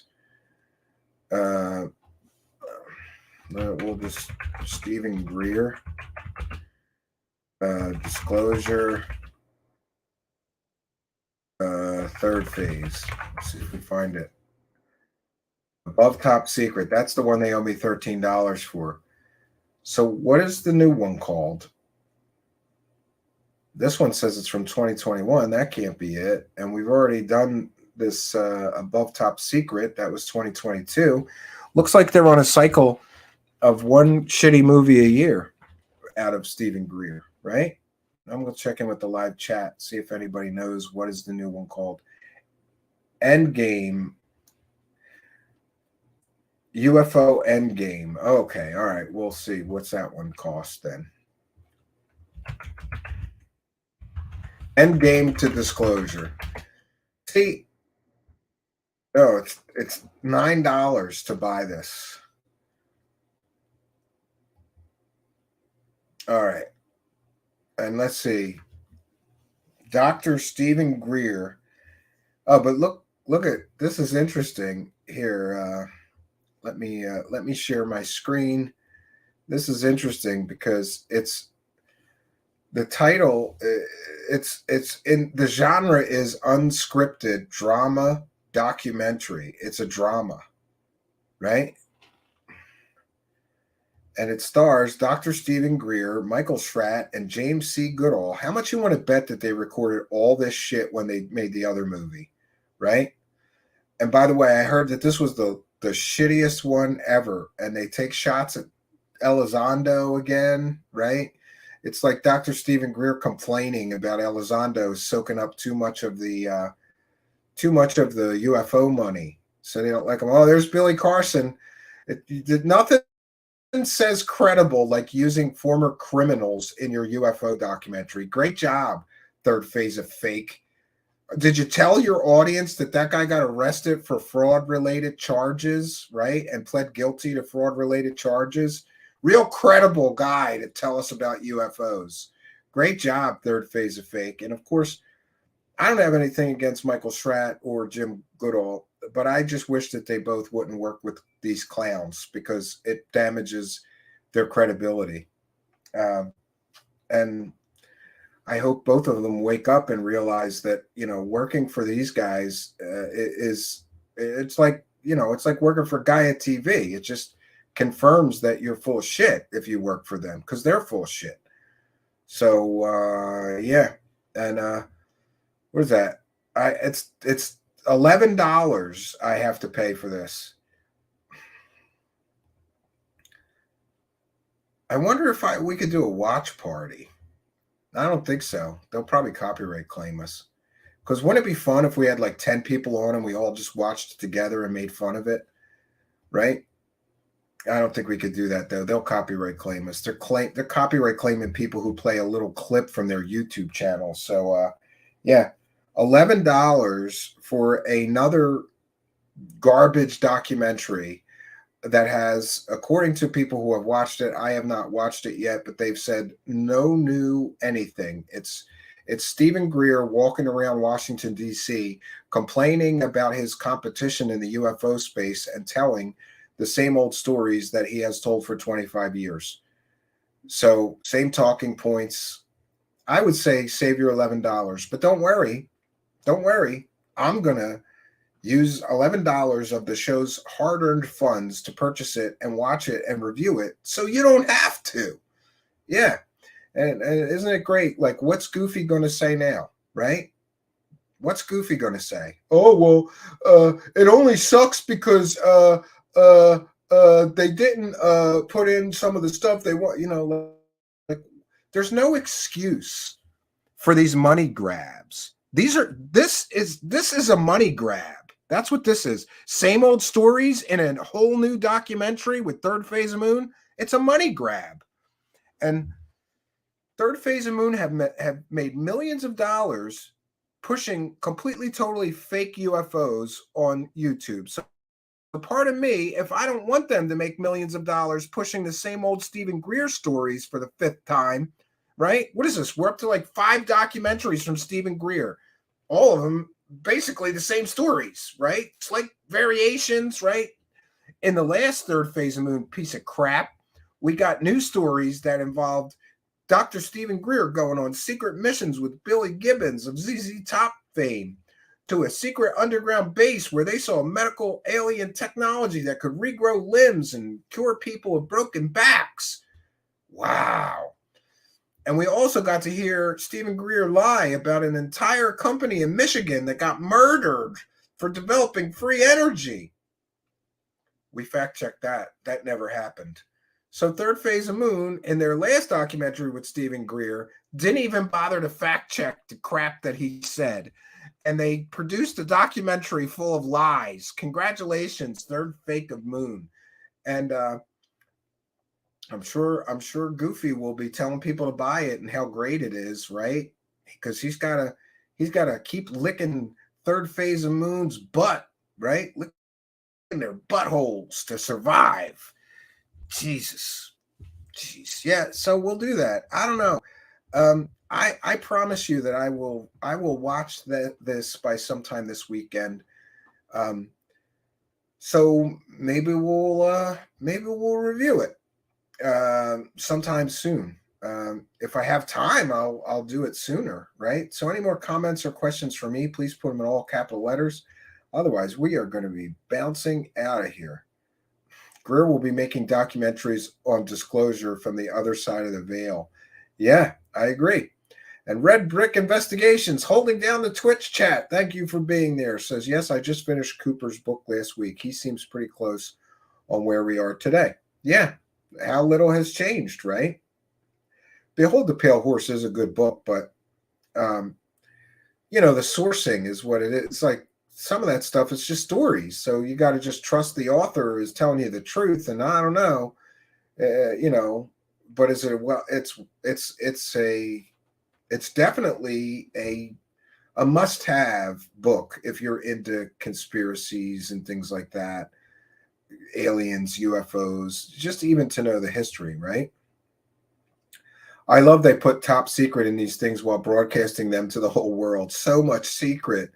That is your function. Watch this crap so we don't have to. You're right. That's my job now, Willowy 13, and I take that responsibility seriously, right? Doesn't he also claim we never went to the moon? No, I don't think Stephen Greer claims that. He claims that when they landed on the moon that everybody saw alien spaceships and stuff, right? Greer is Richard Butt. No, he couldn't be because Richard Butt is too pro Elizondo. Mark Tirana says, come on, Stephen. The poor guy shed a tear in the last documentary. Yeah. I don't remember his moon perspective in the book. Oh, William Cooper. No, I think he said we did. I thought you were talking about Greer. I'm sorry. Yeah. So we have done our due diligence for today. We want to thank you, kind and generous benefactors, you Patreon supporters, you Twitch subscribers, you channel members, you super chatters, super sticker purchasers. Oh, that reminds me. There's something weird going on right now with YouTube where I could see somebody named Shakira Rahman sent a kind and generous 10-pound super thanks for one of our David Wilcock videos, but it won't let me go to the video so that I can thank you. So big shout out to Shakira Rahman for the kind and generous super thanks. And for those unaware, you used to only be able to throw money in our hat when we were broadcasting live, but now thanks to that thanks button, it's on all our videos. You can send us money if you're on the replay crew or whenever you want to. And we appreciate all of you people sending super thanks. Thank you, Shakira Rahman, for a kind and generous 10-pound super thanks on one of our David Wilcock hover car videos. So thanks to all you kind and generous benefactors. Thank you to the chat room moderators. And we want to thank Spooky for the excellent graphics. And we want to thank Bob Lazar, Gene Huff, and rest in peace, John Lear, for providing this opportunity for us to time travel back to 1995 and see what the world of aliens, UFOs, and conspiracies was like. And what we learned is it's almost exactly the same. Fake stories, right? Unproven, unverified. Trust me, dude. It was kind of, I don't know, it made me a little sad because I was remembering those stories when they were new. And people are still talking about all those stories. And nobody's proven that any of them are true yet, but people are still making money off those stories. Isn't that interesting, right? But what are you going to do? This is the way of the circus that we find ourselves in. So that's all we got for you. I will be putting up a premiere again tonight for that Truthseekers Presents. It'll probably be up by like 2 o'clock in the morning tonight. I apologize for that being screwed up. Totally my fault. I don't know how. I cut off 4 minutes of it. I'm re-rendering it as soon as I finish this broadcast, and we'll be uploading it. And I'm just going to do it as an instant premiere whenever it's ready, rendered and ready and uploaded. And we will be back tomorrow night at 9 p.m. Eastern Standard Time. And I've also got a couple of other surprises in store for this week for you. I hope you will be here tomorrow night, 9 p.m. Eastern Standard Time. I will be here with you. No place that I would rather be than right here with you. But our time is running short now. So that's all I got for you, friends. Until next time, my name is Stephen Cambion. Good night, and God bless all of you, especially you, John Lear. I hope you did go into the light. Good night, and God bless all of you.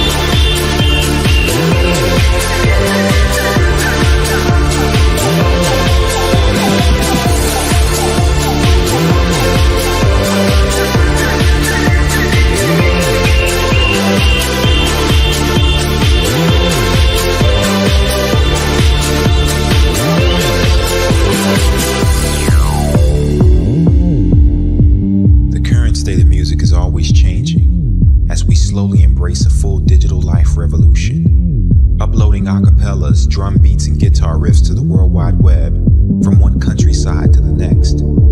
It's an international love affair, and new music is our gift to the free world. Our freedom of expression is only limited by our creativity, so we stand together